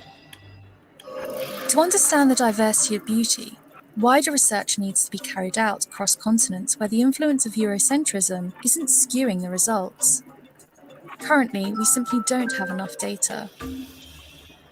I know some studies showing that if you expose participants to a bunch of TV shows with a lot of white people, you can actually change the preferences of the participants because, yes, you have an influence of what you're exposed to. We see that when people are exposed to Western beauty standards, they start to prefer white faces. Well, did you also know that people who live in Asian countries who are not of Asian descent will also start preferring Asian beauty standards? Don't you know that is something that happens to every person, no matter what country you're in? What kind of nonsense is this? Oh, so because you're around white people, you're going to see them as beautiful because they're on the TV and you have beautiful white people on TV. It would be the same thing if you were in Asia. Certainly, in many countries in the world, you can see the damaging effects of colorism, this idea that anyone who has fairer skin is superior to those who have darker skin. But those ideas, they don't just come from the West. They're also a product of the fact that historically, perhaps a couple of thousand years, there was a tendency for wealthier people to stay indoors, wealthier women in particular to stay indoors, and for poorer women to be working outside. So wait, and okay, another thing, we spoke about the whole working indoors versus outdoors, but another thing is that pale skin stands out more. It just naturally does because it's pale. It stands out more. If you're in a dark room, a person with a paler face is going to stand out more. And you guys remember, back then they didn't have electricity, so everybody used candlelight. If you're in a candlelight lit room and you see a person, you're going to see the paler people as more pretty because they stand out more. Maybe I'm just getting too far into it. Okay. So your skin shade, obviously affected by how much you're out in the sun, would be a reflection of your status. If you wanted to be seen as high status, then fairer skin became associated with that. But I think we have to be careful about tracing the lineage of these ideas, because they do exist in societies even prior to colonialism and prior to Western hegemony. I do think colonialism did export certain ideas of beauty, racialized ideas of beauty to the rest of the world. And we still live with the impact of that. Wait, what is she not going to explain? Is she not going to explain how? She just said, I think that colonialism exported racial ideas of beauty into different countries. And she just left it there. How? How? Am I confused? Did the colonizer, did the colonizer tell the colonized that they weren't pretty? Maybe the appropriation of non-Western norms by Westerners is also part of the dangers of colonialism. The idea that certain Instagram influencers are using tanning and skin darkening to look more black or to look less white, and that itself is problematic. And no, that is a lie from hell. You will not say that on my channel. You will not do that. I'm gonna throw something. I can't stand when people do that. Nobody is trying to look black from getting a tan. Woo! How many times do they say that? Oh, I can't stand that lie from the devil. That lie is from the devil himself. These people go around saying, like, oh God, this is like black influencers all the time. You know, Amira, you know, every white person wants to be like us, but they don't really want to be us. Shut up! Shut up! Shut your pie hole. You want to know why? You want to know why? Because they'll say, you know, Amira, white women go out and get lip injections to have their lips look like ours. No, they don't. No, they don't. They don't want huge lips. They want their lips to be plump. Plump. Did you know that Latinas have plump lips naturally too? Did you know that? Did you know that other people other than black women have plump lips? Black women have too much lips. This is the difference. Did you know that? Oh, no, wait, I'm sorry. I'll go back to her. And Amira, did you know that these white women go out and get tans to look like us? They want to look like us, but they can't be us. White women don't tan so they can look black. They tan to look Italian, Sicilian, Mediterranean, Greek, sun-kissed, Hawaiian, not black. All right, I'm done. And a product of colonialism. The West is clearly influential on the global stage, but it doesn't mean that being white or having Eurocentric features is deemed more beautiful everywhere. Despite what some studies have shown, as the researchers and their studies are influenced by the very biases we have explored, beauty standards evolve and change through time, but the way they do so is also changing. The 20th century onwards, the speed of changes has sped up because of mass media. This kind of cultural impetus is something that's very recognizable in art and culture more generally, right? Furniture from a particular period looks similar, right? Fashions exist, and the way fashion works is complicated, and of course it's linked in with capitalism, and it's linked in with consumerism, and it's linked in with colonialism and all these other things. Ideas about beauty. Wait, so fashion is linked into colonialism and capitalism. Fashion is a colonialist thing. We change more and more rapidly all the time. That is, there was a pretty long period of human history when the same characteristics were seen as attractive. We see trends in terms of, and this is often led by someone who is seen as a popular figure, someone people want to emulate, will embrace a certain look, even a body type or a way of dressing. The pressure to conform to these trends is extremely strong. It can feel empowering for some, but it can also be damaging.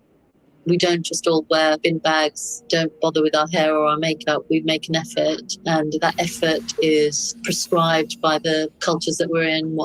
Oh, wow. I'm learning something, aren't I? That there are trends that influence women's fashion. Duh. Well, duh. I mean, she's saying like these body types. Of course, body types come in and out of style. Pretty soon here, all these women who buffed up and started eating crazy and putting these injections in their butts to have this thick body style because it's in fashion right now, it's trending. You guys know that skinny mini are coming back. Skinny mini styles is coming back, where you can see your hip bones. Back when, like, I believe it's like the early 2000s, like Britney Spears, Christina Aguilera style, where you could see your hip bones and your breasts are flat and your collarbones are poking out. That look is coming back. What are all you women who got all these injections put in this and put in that? What are you women going to do when skinny comes back into style? Because it's coming. Already Kim Kardashian started losing weight. And don't ask me how I know that, because you guys know I do not watch her for the life of me. But she's already started losing weight because it's coming back. So yes, trends happen. Body trends happen. What's new? What other people find attractive. We try to live up to that. All this suggests that what we understand as beauty could look very different in the future.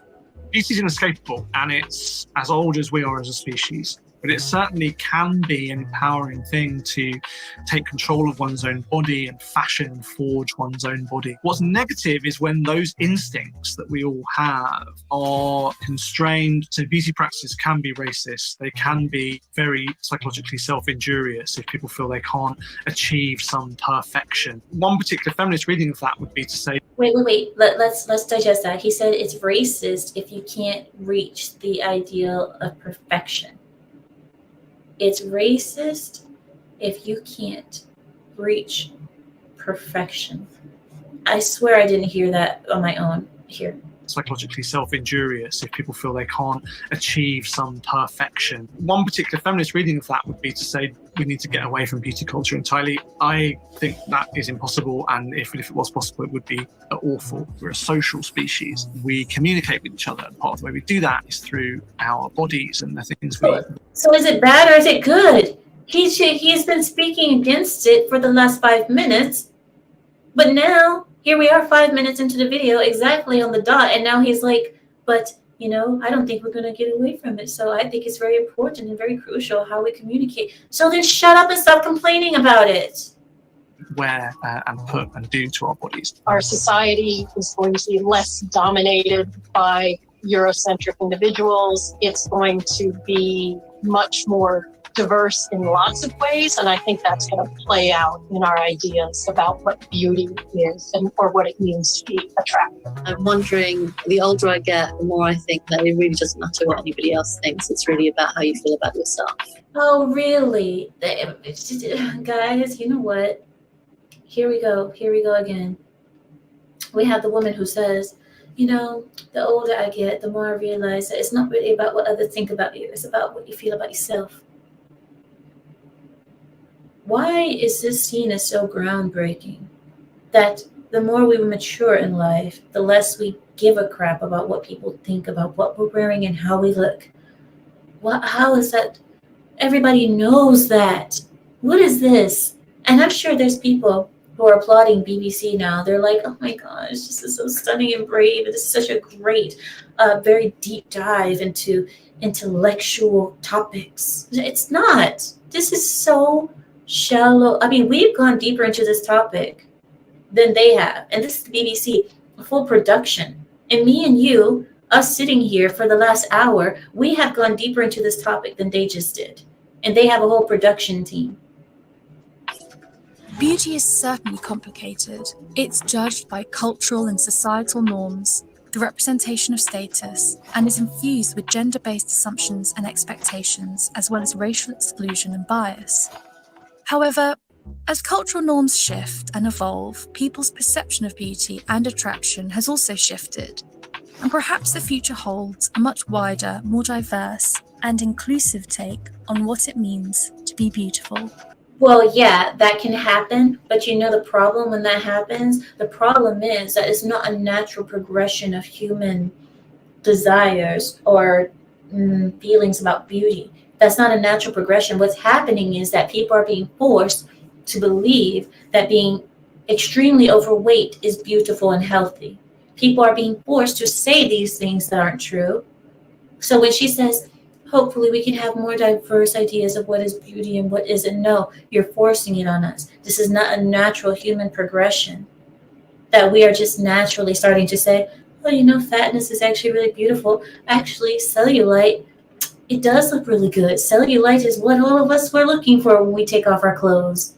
When I disrobe, the first thing I want to see is a bag of cottage cheese hanging off my thighs. That's exactly what I want to see. Yes, that's beautiful. How diverse are we? No.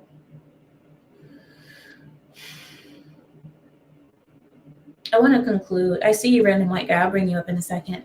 But I want to conclude with this before we get random white guy out. I'm not completely done yet.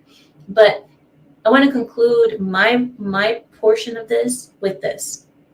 Beauty standards are beauty standards. They are not something that we can just tell people this is beautiful and tell people that this is not beautiful. That's not how the world works. There are certain fashion statements that we can get people to think are beautiful even though they're not, like bell bottoms or skinny jeans. You can get people to start feeling like they're beautiful, but they're really not. But when it comes down to humans, facial structure, bone structure, the health of your face, the health of your skin, the health of your hair, we see. Did you guys know that when it comes down to hair, people see hair, oh no, wait, how did I do this? Okay.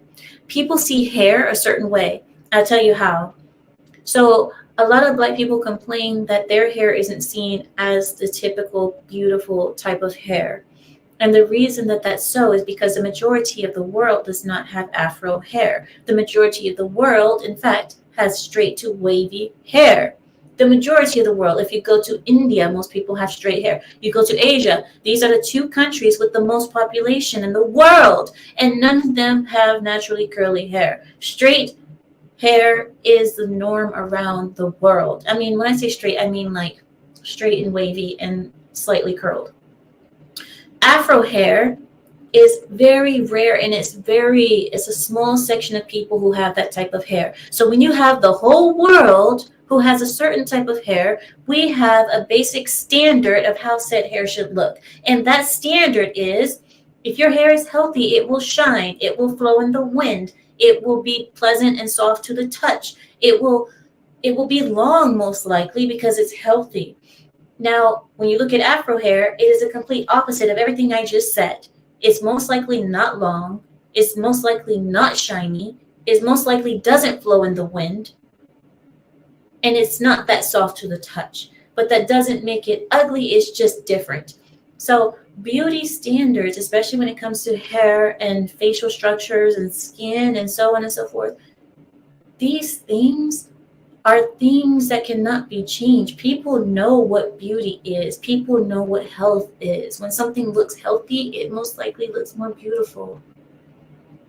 And unfortunately, a lot of times with Afro hair, a lot of Afro hair to the eye of a person who has straight hair or who's always been around straight hair, the majority of Afro hair does not look healthy to us because it looks dry. It looks not shiny. It doesn't move. So for us in our head, we relate that with unhealthiness, because if our hair did that, we would seek immediate help because we say, oh no, something's wrong with our hair. But because this type of hair is different and it's misunderstood, once you understand that type of hair, you would understand, no, it's not unhealthy. This is the way it flows. This hair is not meant to flow in the wind. It's meant to aim for the sun. This hair is not meant to be silky and soft. It's meant to fluff.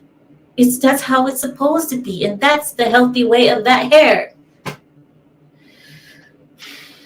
When it comes to face and so on and so forth, facial structures and skin, beauty is beauty, in my opinion.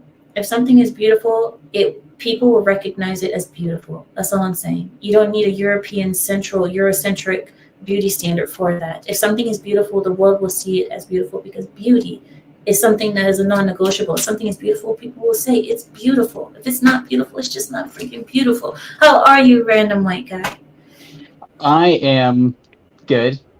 How are you? I am here, sir. I am here. Oh, nice. No, I agree with most of what you said there. I mean, mostly. I mean, I don't disagree with any point there. Also, there's also the genetic aspect. Like, I have a missing component in my genes that identifies you have something in your genes, which is good for me, and so I want to add that to my offspring.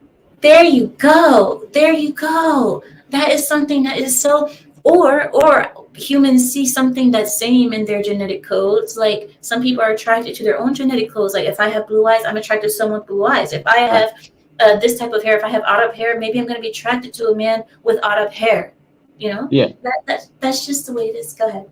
Right. Yeah. And then there's also, if you can tell what somebody looks like, if you're around those people with your similar set of genes, you'd be able to tell this person is healthier by looking at their characteristics than if it was somebody who was further outside of your gene pool, or they had more genetic diversity than what you have. So yeah, like the Nordic person who is seeing somebody who's attractive from Africa, you'd be like, oh, okay, you know, unless you find it personally attractive, it might be a little bit different to decipher or to interpret how they look or what's beautiful in that comparatively within that group.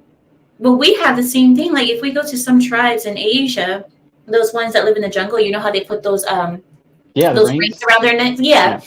So for us, we may look at that and say, oh, but that is a beauty standard in their culture, right? Right. And for them, they see that as beautiful. That's something that we see as painful and unnecessary. But they might see tattoos as painful and unnecessary, but Americans might see that as beautiful. Right. Yeah. And there's the culture aspect also. There's the exposure. What are we around? What do we expect to see? And then there's every guy or every girl has some kind of personal attraction to another person. They just have a certain type, and that also is different person to person. But there are predominances. Another thing is, if you're seeing something, there's a thing called marketing, right? If you are looking, attractive people sell products. That's one thing. So if you're in an area and people predominantly view something as beautiful, or if they're more likely to view something as attractive, you're going to go with that.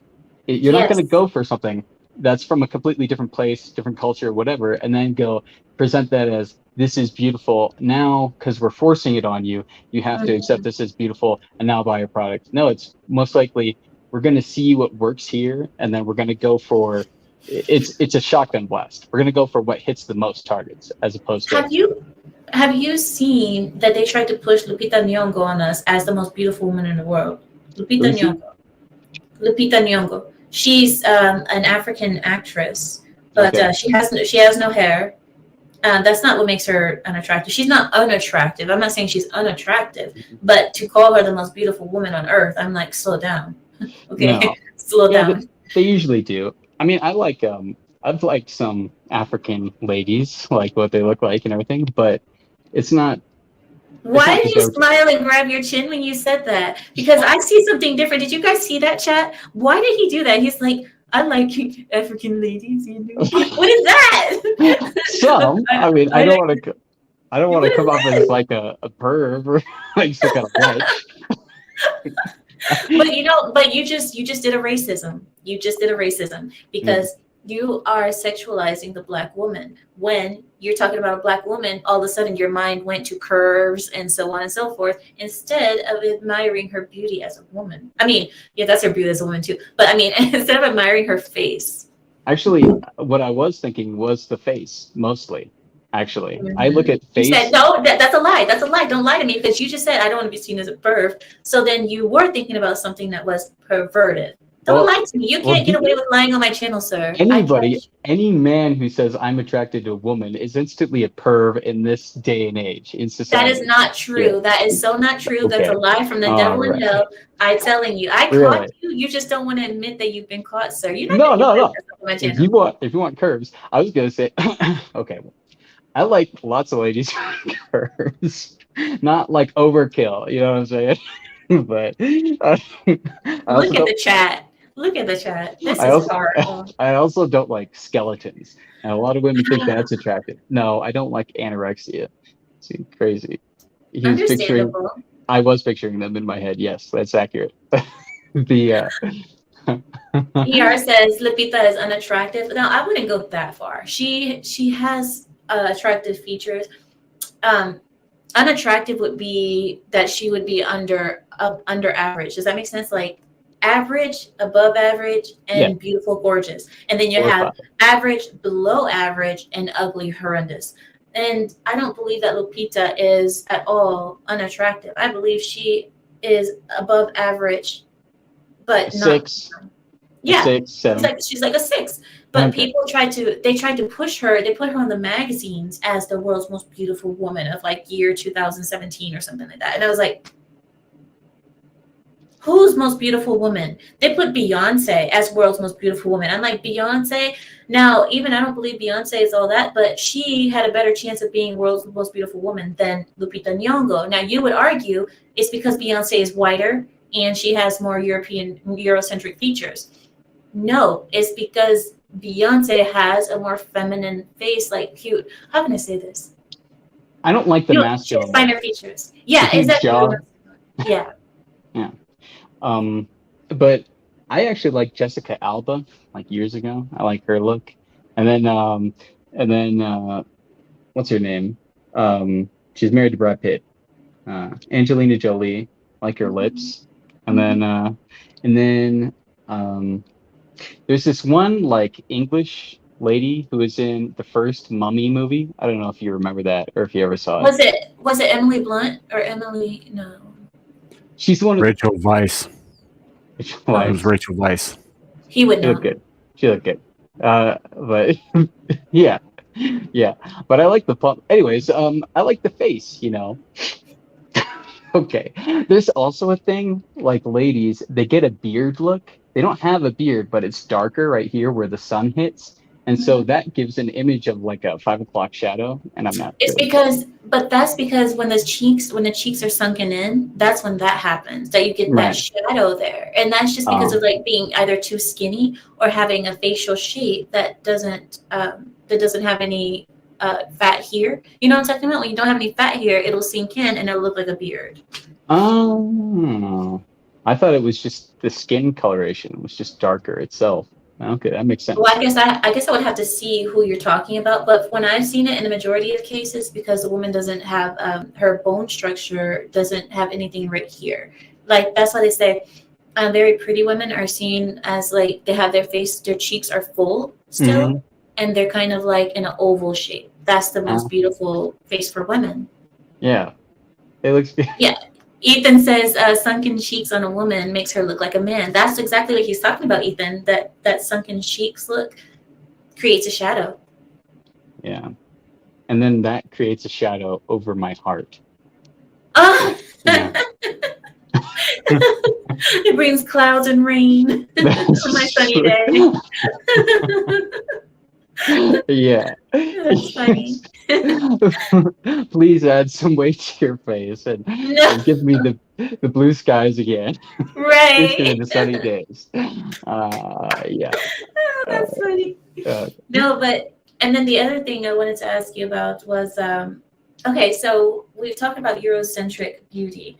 Do you believe that I'm wrong? Because ER thought I was wrong for a second, so I don't know what he's still thinking, but ER said that Eurocentric beauty standards do exist, and this is the reason why women of color are having a hard time feeling beautiful. They've done studies, actually, and there's one study I have in mind, I don't have the name of it, but they did study across a breadth of countries, all different kinds of men, all different ages, and even women about what they find attractive. And it tends to follow the same pattern, and it tends to be close to it. It might be that in some cultures, in Western cultures and more developed countries, they have more knowledge, they have more information, and they're able to better pick out what looks good and what doesn't, and identify it and be more scientific about it, more detailed about it. So if you go to countries where it's less developed, they might not have so much of a science, or they might not have such a breadth of studies behind them to really differentiate what looks good to them. Well, Mr. Random Mike, you say that.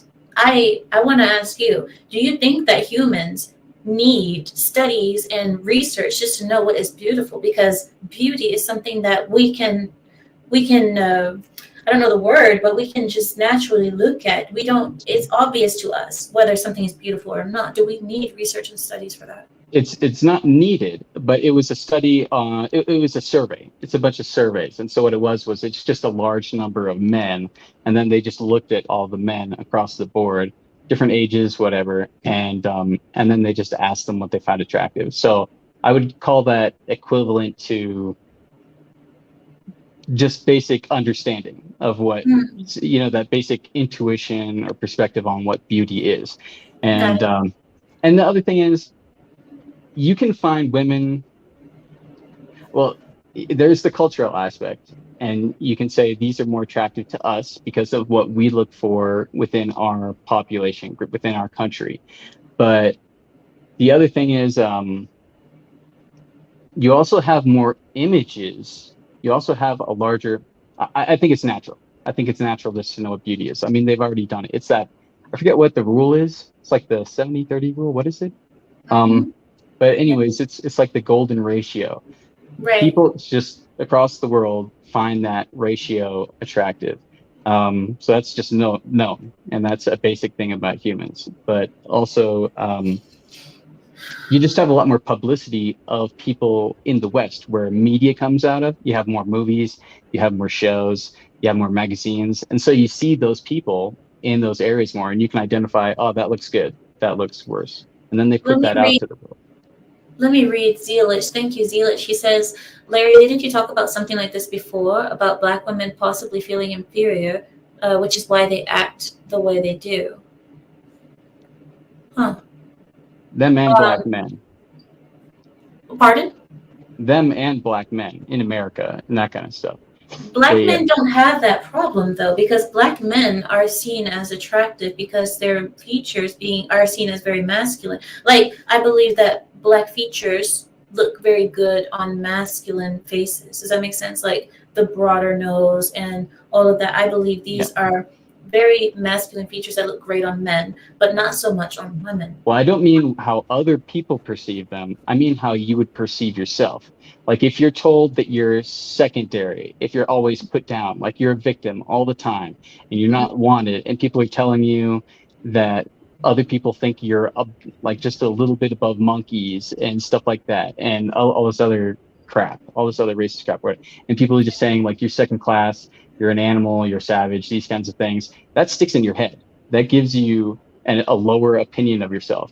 And then what happens from that? You can either go down in the dumps and feel like crap, or you can either overcompensate or go, I am the best. I'm the best. I'm completely perfect. Nobody can outdo me. I'm the top. I'm the best.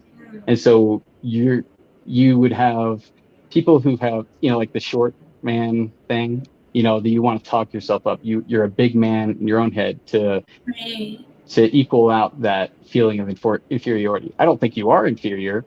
I think that that's something that's told to you in media, magazines, movies, etc. I think that's something reinforced in churches, in Black churches, and in your culture.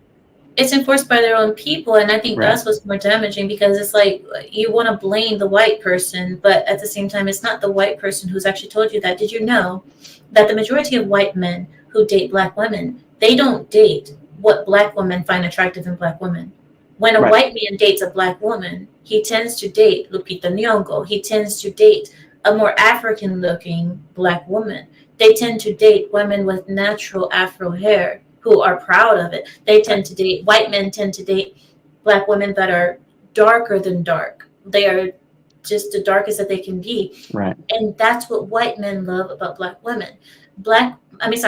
White men don't tend to date Nicki Minaj. They don't tend to date Cardi B's. That's Right. not what white men find attractive in black women. And Yeah. this is where you see the difference in the views between your own culture and how other cultures see you. So the fact that a lot of black people say that white people are the ones putting them down, but when you see white people who date and marry black women, they date and marry the most natural looking black women. It's your people who are putting you down. It's black people who are putting other black people down for their black features. Same thing happens in Asian culture.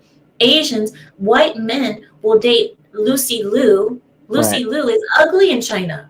Yes. But Lucy Liu in America, white men are crazy about her. They're like, oh, Asian persuasion. But Asians don't look at Lucy Liu as beauty. They look at, I forget the actress, what her name is, but she has big eyes. She looks very Americanized. She almost looks Italian, but she's Asian. They see her as the standard of beauty in Asia. Right. So that's a difference.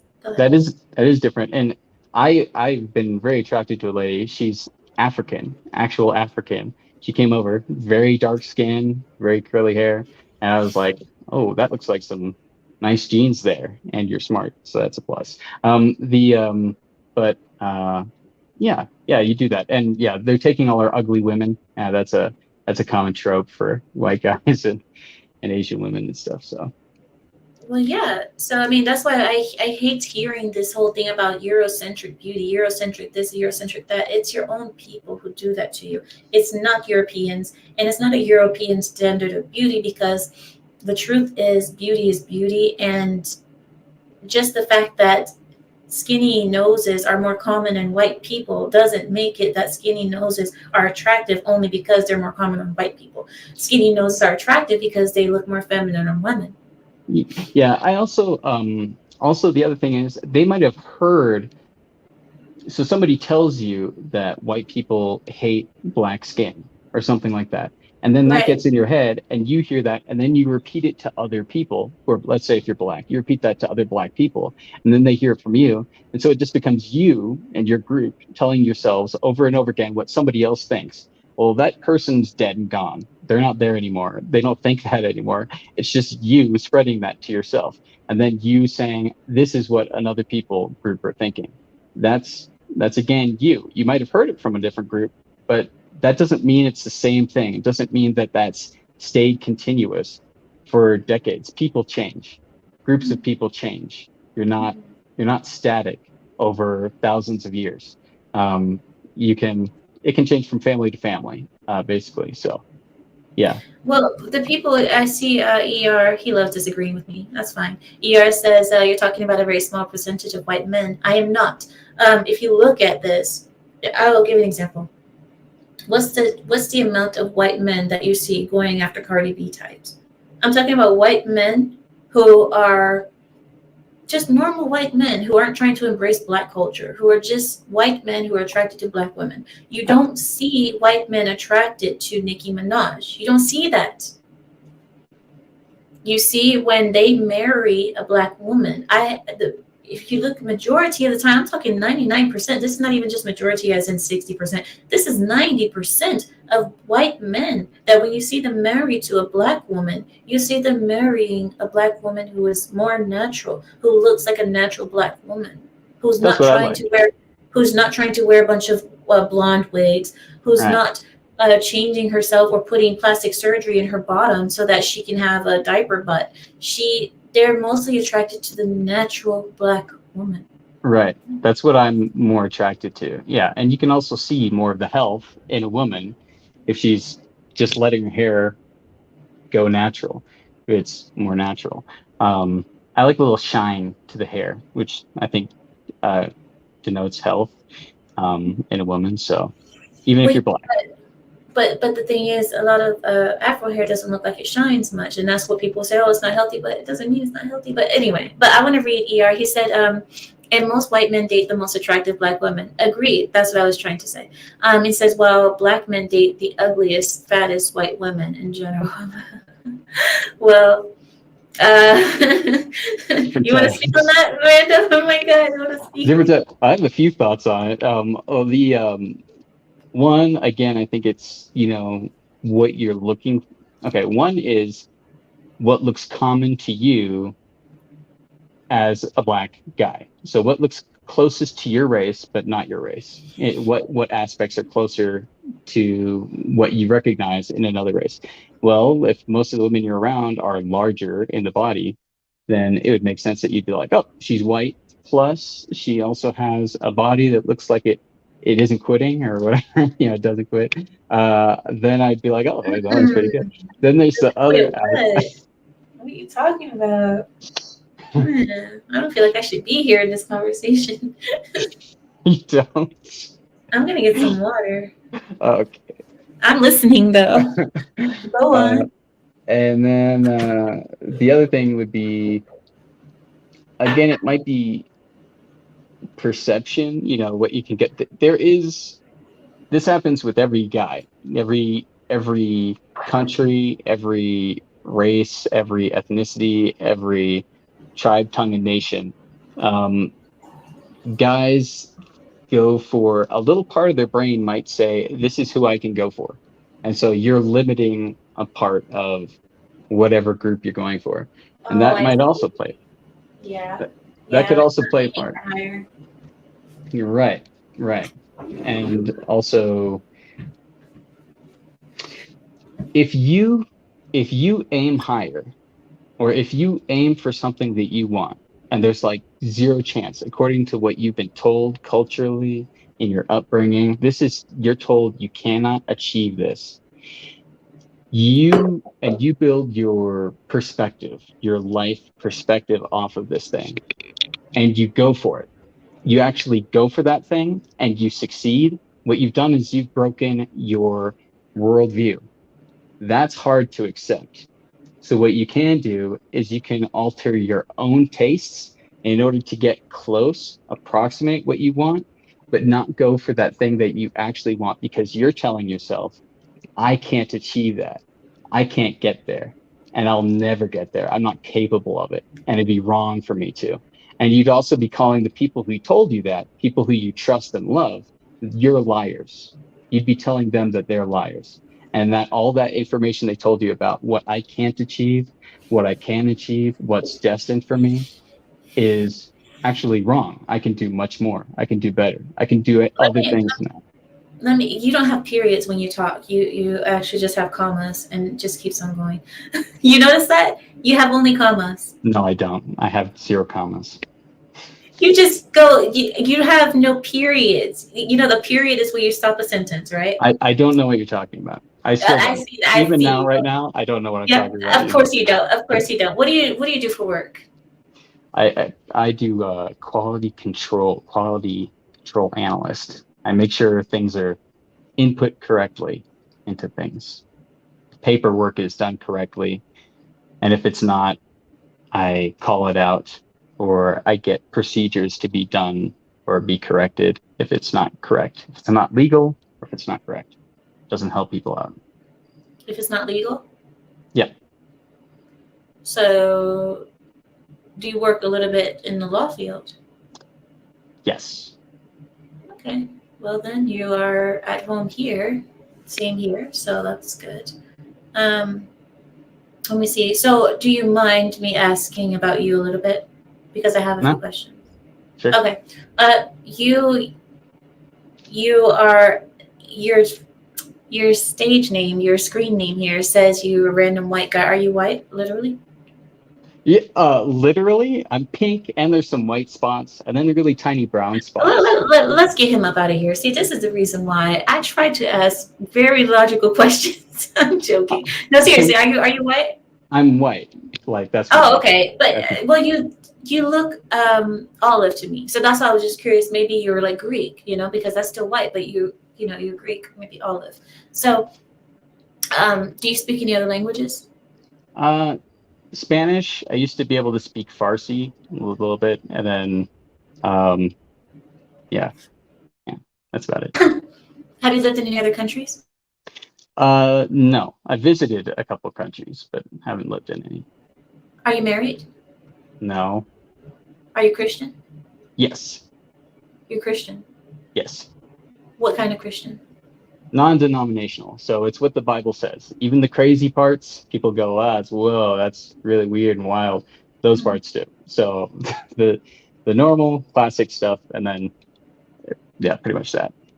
Good job. Have you ever worked in law enforcement? No, I thought about it though, but I have been injured, and so I don't know if I would. But I'm thinking about maybe some kind of desk job. Might be nice. In law enforcement. Yeah. So you want to do law enforcement, but behind the scenes where you're safe and cozy. Yeah, just because my knees and my arms and nerve damage and stuff. So if it wasn't for those things, I would like to.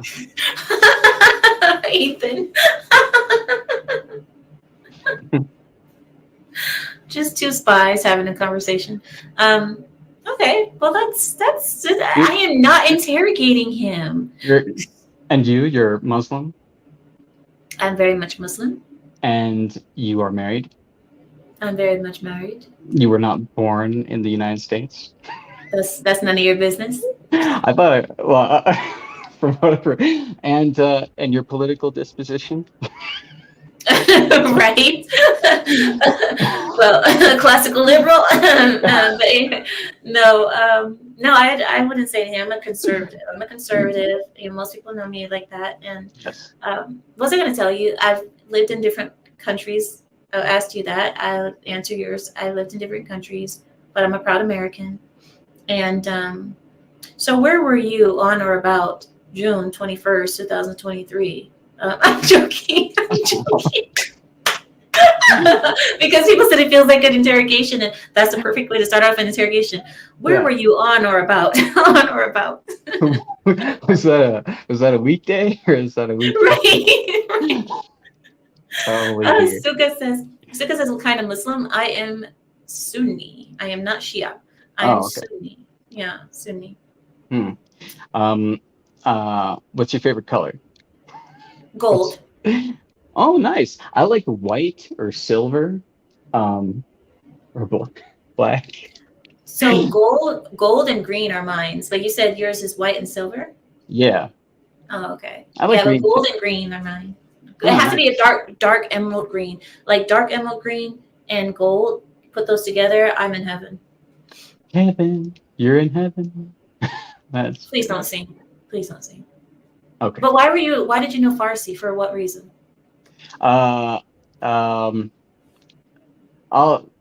Personal That's reason. Classified. A personal Samuel, reason. I didn't ask you.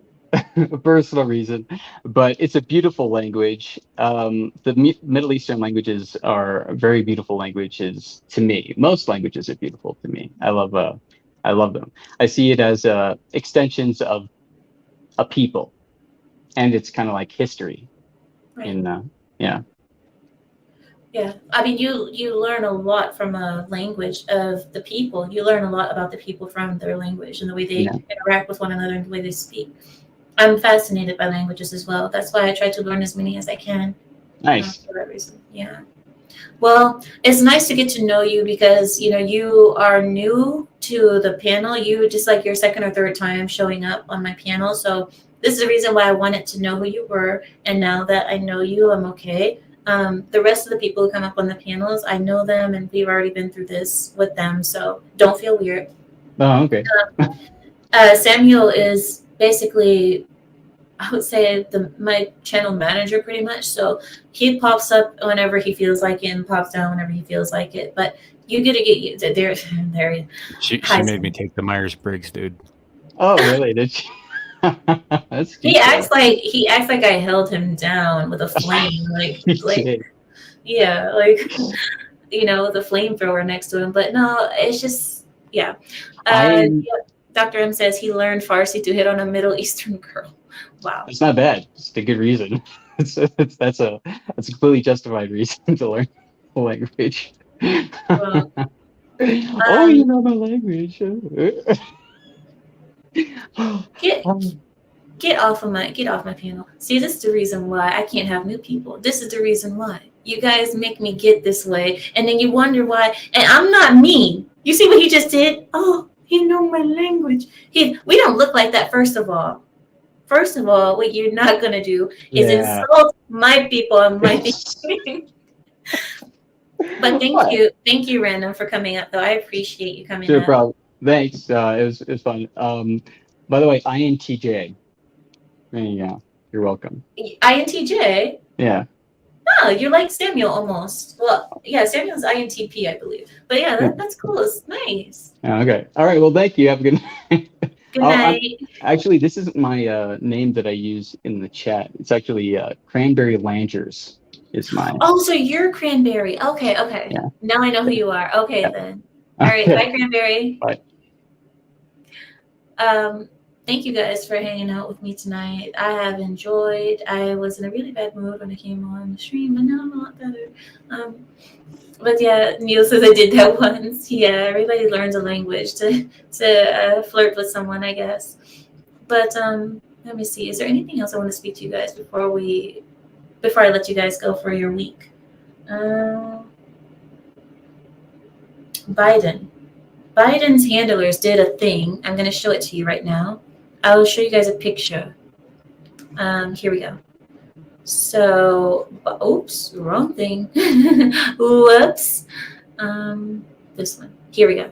So if you guys look on your screen here, Joe Biden's handlers, they tried to post for him. Karine Jean-Pierre, she tried to post for him, but it came up on her twatter instead of being the president's twatter. So this is a major fail for the Biden administration. As you guys can see, and this is obvious that his handlers write for him. He never writes his own twats.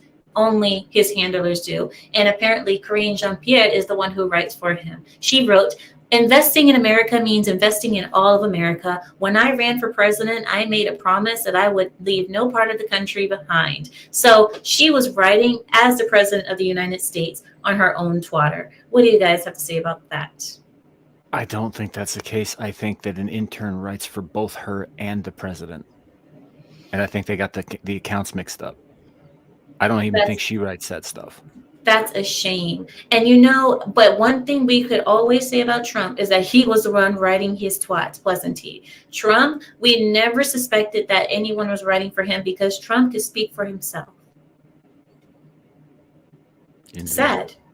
It's very, very sad. And so this is why I wanted to show you guys. This is just another failure. This just is a huge failure of the administration. Can it get any worse, guys? This is just embarrassing. The embarrassment. It's been deleted, by the way. This is a screenshot. You won't find it if you go looking for it outside of people who archived it, like myself. Of course not. And I'm glad you did. I'm so glad you caught it. See, this is why I have him as my producer, guys, because I need him, because he catches things and he'll grab them right before they're gone. This is why you have to have a team around you, because I'm not on Twitter. I don't play around with social media much. This is the only thing that I do. So the other thing I wanted to show you guys was this. Ariana Grande is being accused of trying to be black, because first she looked like the Little Mermaid and now she looks like the Little Mermaid. So didn't I send that one to you too? You did. But first she looked like the Little Mermaid and now she looks like the Little Mermaid. So, it's just funny. And yes, she is tanned to the gods, but I don't believe that she's trying to look black at all. I think she looks better tan. She just looks way better being tan. And I want to say something. Samuel, you see how pale women, they can tan because they look better tan. But if a dark woman wants to bleach because she thinks she looks better lighter, she will be criticized heavily for doing so. But making your skin darker is okay, but making your skin lighter is seen as a no-no. What do you think about that? I think it's a hypocritical way to look at things. I think, if somebody wants to alter their appearance, that's on them. I think so too. It's pretty much they're both chemical they both can chemically harm your skin. You can bleach it and chemically harm it, or you can fry it in the sun and chemically harm it, or not chemically harm it, but radiation harm it. So I don't know. I mean, I think some people feel that they look best pale, and some people feel best tanned. But in no way do I think Ariana Grande is trying to look like a black because she's tanned. No, she's also Italian, and they come in a variety of shades. Yes, exactly. So I think that's it for now. Let me see. Mama say, mama san, mama kusa. I do think she's had some work done on her nose, though. It looks different in both pictures. Well, that's just a natural part of the game. I mean, they always do that. I mean, everybody does that in the industry. You have to change your nose, or else you're not really a star. Oh, really? Oh, so Fresh and Sense got demonetized? No. Why? What did they do? Seriously? Yeah. You didn't know that? This happened like Friday night. I don't watch them. I couldn't be bothered. Just because of all the antics and stuff that they were doing. They did some racist stuff against Abba and Preacher on Friday night. I suspect that was one of the many things that they've done that really did it. And YouTube just finally had enough. They didn't even tell them why they got demonetized. They just did it. In fact, and some people don't know this, but not only did Fresh and Fit, their channel, get demonetized, but YouTube went to their individual channels and demonetized those too. Oh, it's okay. Their Sims will still send them cash apps, so they'll still get money somehow. But yeah, they're begging. Myron was begging for money. He went through a description of he claimed that people were sending him DMs saying that he saved their lives and they didn't kill themselves because of him and Fresh. And he said, quote, "I shouldn't be saying this, but saving children was great, but saving you guys are better." And then he said, just as we saved you guys, now we're asking you to save us. See this? Yeah, we saved you guys, so now we're asking you to save us. Get out of here. The inflated ego of these people. But you know what? The people who follow them, the younger guys, they might actually be serious when they're saying that, because a lot of these kids don't have role models. They don't have fathers, or the fathers that they do have are simps. So they figure, oh, Myron and the fat one, oh, these guys are gods, and they're going to train us to be really men. It's sad. This is why fathers are so important, guys. Please stay in your son's life if you have a son. Check out Lead Attorney. I don't. His content is not. I don't. He slam dunked them. Well, he did. So he did do a thing. Oh, okay. Yeah, he went through the whole history of how they hit him with a bunch of false copyright strikes. I think they hit him. I think they hit him with like 10, and they hit Abba and Preach with like 12 false copyright strikes. But everybody's been slam dunking on them since Friday night. They did it to Lapeef too. They did maybe 2 or so on Lapeef as well. I remember that happening. Nate says The View got canceled too. What? No, it hasn't. That hasn't. Came up from a satire site. That's and a bunch of people took it seriously. That's not actually true. They didn't get canceled. Oh, okay. They are suffering the lowest numbers in their entire history, but they aren't canceled. Okay, so the people are actually canceling them naturally. So that's good. Yeah. That's still good. Okay.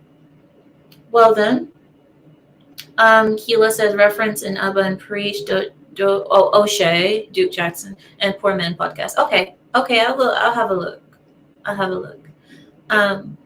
Yeah, I was gonna tell you about it. Just I didn't think you were gonna care, so I was like, well, she's not gonna care about this. I mean, if I'm honest, dude, like I didn't really know who they were before this weekend, and I'm not really gonna care after. So, Larry, did you give us a list? Yeah, I sent it to you before you went on. Oh crap. Okay, guys, we'll have to come back again probably tomorrow then, or Tuesday. We'll come back and do the list, because I do want to get some political talk, because we haven't done politics in a long time. We have kind of transitioned a little bit over to culture and relationships and women and wenches. So I do want to get back to politics. So we will get back to our roots in politics. Monday or Tuesday, either tomorrow or Tuesday, okay? So forgive me for not being political right now, but we're going to get back to it. And okay then, so I think that is enough. Boaz says, are the cats still alive? No, I sold them to the Koreans. They have been soup now. They're okay though. They had a good life. So guys, thank you guys so much for joining me today. It has been great. I think I will see you guys either tomorrow or Tuesday for our political talk. And I think with that, I yield my time. Have a good week, guys.